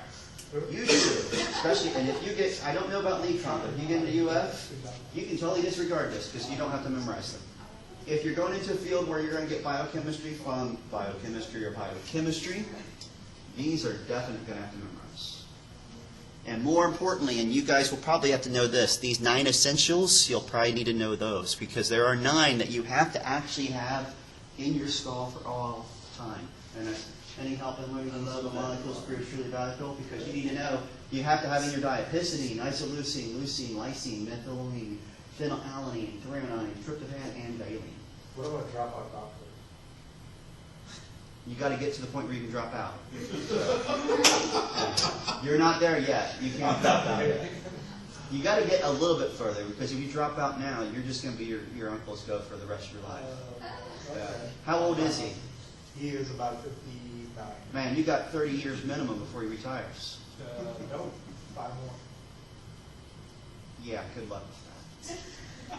All right. Kids have to have those 3. They are essentially called non-essentials. Some kids will maintain habit, but most kids, by the time they're about 6, 18 months, can produce those. But essentials means they have to have in your diet. This is why Chris and I, when we were growing up, we heard this wonderful thing that you could not possibly survive off a vegetarian diet, right? Yeah, because, and there was a bit of truth to that. Which one it didn't make. There was pretty truth to that, right? Which one you couldn't get, yeah. Because, could you tell a difference in how they smelled when we were growing up? True vegetarians. Their diets were producing a very different aroma. But it's really because, you know how many of these amino acids are in the typical American salad? No, there's like 4 of them that are in there in enough numbers. And I want to say, Which one is it that you don't make or you can't make? all 9 of those. You can't make any of them. I know there was one, isn't it? 9 is for, isn't it for DNA? I want to say it's 309. I think it was 309 that, because it's sheer nature of not being in the diet, the brains were being depleted of protein. That's what it was. and your body was overreacting to things, and it's creating your bile was being messed up. So, That's what it was, because I remember my dad yelling at my but sister for not. I remember hearing people say, "Oh, you can't live off a vegan diet." I'm like, have you heard of India? I mean, how long have you guys been vegetarians? Since 1995, when I was born. Your country. Right, that's. How long's the country been vegetarian? Is it fine? Is it safe to say probably forever? Yeah. I mean, as long as there's been mammals, there's been vegetarian mammals. So it was one of those, when I heard that, I was like, well, have you heard of India? I mean, do you really think they're over there sneaking meat in there periodically? Well, don't tell them, but we put pork in with your salad. But A large bowl of lentils has the same amount of protein as a small piece of chicken. ironically, I would mention, And then you I die with cancer. mentioned that pork was close to a perfect food source for the right balance. It is right. It's even perfect on our proteins. So is eggplant. Yeah. And ironically, you know how they say you can have a well-prepared eggplant or poorly prepared eggplant? Oh, same with pork, right? You can ruin a pork chop. Well, if you ruin a pork chop, you destroy the proteins. Apparently, you really can't do that with eggplant. So, if you just flat out had eggplant, regardless of how bad you cook it, you're getting all the proteins you need and all the They don't put carbohydrates. this in the article, that might be true, they say when you boil vegetables, you're losing the vitamins. You're damaging the vitamins. Oh, that's true. Yeah. But same, you know how they tell you microwaving food is bad for it? Biggest reason it's bad for it is you're superheating the water right near things. I mean, you can kind of prove that. Ever had leftover pizza and microwaved it? Doesn't it get much, much tougher? You're cooking the water out of it. If you doubt me, just hop in the microwave with yourself once, see how it pulls the water right out of you. What's the role of histidine? Is it to do with something with DNA organization? Yeah. Threonine, tryptophan, isoleucine, leucine. Well, here's the weird thing. Every single one of them have something to do with actually sequencing DNA. I don't know if that's this chapter, though. Yeah, it is. All right, so this lysyl thing we're going to do later on, that's so we can actually figure out the sequence, because the sequence will build the DNA. That's actually next chapter, so we're going to do some stuff with it this chapter. But yeah, these are all critical for everything in you. It's just that those 9 have to be in your diet because you can't make those. But those 9, from those 9 we can make all the other ones. And how many essential amino acids? And how many amino acids? 22. 22 amino acids that are standard. Here's the weird thing. 21, depending on your biochemistry textbook. You guys probably know about 21. Because the other one is not kind of really, it's weird. But, and then all these wonderful structures. There's your essentials. And here's all of them.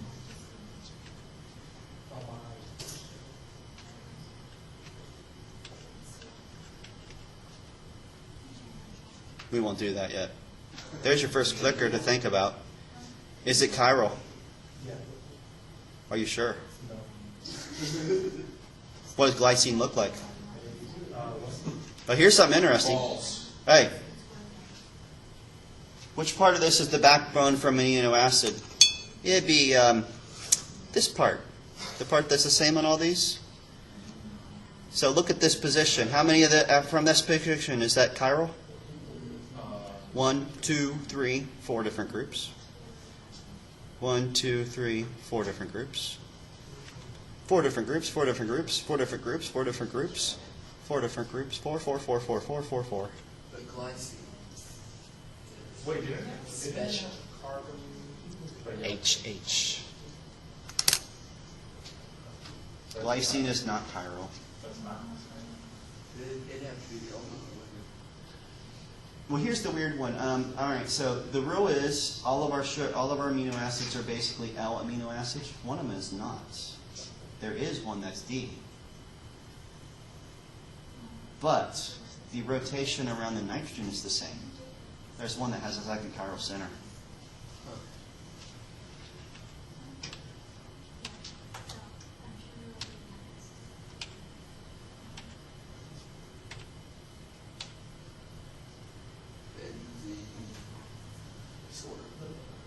They're this wonderful things, right? The other two. So that's why we need selenium and trace amounts? Trace amounts. I can Google it, it's going to be a long explanation, but Huh? what's Oh. selenium actually do? Oh, ironically, if you have any of this, it's going to be in you the rest of your life. And it's going to be in that form of that amino acid, and that amino acid is just going to be floating around randomly. And I don't know if we know for sure what average mammals do with it. Okay. I know exactly what some bacteria do with it. Because I know selenium is super poisonous.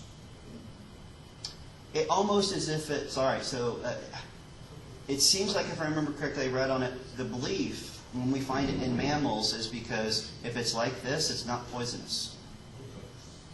So it's in an amino acid, so it doesn't kill you. Because I know tellurium. And it seems like it can behave like leucine. I know tellurium and polonium are extremely toxic, so I assume because that's in the same group, it has the same effect, right? Yeah, I don't remember. I looked this up a couple years ago. I don't remember because if I remember correctly, this one's not in your book. But I put them in here because, hey, technically it fits in the category of amino acid, Okay. and it might be in mammals, and it's definitely in bacteria. I'm just curious. What? He's asking me, have you read the lab today? Is there really no left today? He's chuckling at you. He's heard this twice. This is the third time now he thinks it's funny that someone's asked. Because he didn't believe the first time somebody said there's no lab. Yeah, there's no lab today. You guys